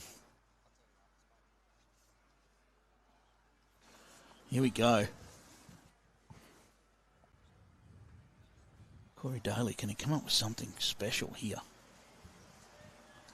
Final spot on the line. He's in the area. He's close. He's close. Oh, it's bounced the jack, but the jack stays with Hayden Oster. His last bowl. That bowl with Hayden Oster won the game. Wow, he got the bowl into the perfect spot to cover the jack movement. We talked about the jack movement. He covered it off with a perfectly placed bowl. And it is Hayden Oster, Harvey McAllister, Jacob Aitken and Tyler Pettigrew that booked their place in tomorrow's final for the 2026 Australian Open Fours. And they'll take on Aaron Teys, Bye-Norris, Nathan Black and Corey Wedlock. What a fantastic finish to what's been a massive day of bowls. Yeah, it was brilliant. And thank you, Troy Corber, for joining us for those two great games, 1.5 or one and an end. One and an end. It was great fun to be with you both, and I'll pop off now and see what's happening with these women's fours. Thanks, everyone. That's right. Clive Adams, thank you very much for Rinkside Live. That's it for the AO. But it's been a massive couple of weeks, hasn't it? And to you guys, I mean, I've chimed in for a couple of days here and there and a couple of games here and there, but you guys have done a power of work. You should be very proud of the work that you've done, you and Val and the boys that have joined you and girls that have joined you right the way through. You're taking bowls back into people's lounge rooms, and it's fantastic. We love doing what we do. And you guys have done a top job. And thank you for everyone who has tuned in over these 2 weeks. It's been an absolute pleasure. That is all from Rinkside Live, but there is still lots of bowls to go on, and it will be on Bowls Australia's YouTube channel. 8 a.m. tomorrow morning is the first game of the finals. Division paired singles. So 8 a.m. it will be on Bowls Australia's YouTube channel, and then there's lots of broadcasts, 7+, KO and Sky Sports New Zealand. So check out. Yeah, 11:30 for the channel, broadcast, for the 7+ stuff. So, but yeah, sorry, I've interrupted you. But it's going to be a massive day. That's right. And if you're in the Gold Coast area, get down to Broadbeach Bowls Club or Club Broadbeach and watch all the finals action. It should be a good day. But that's it from myself, Clive Adams, and Val Febo, who's been along with us in the journey. Thank you very much and good night.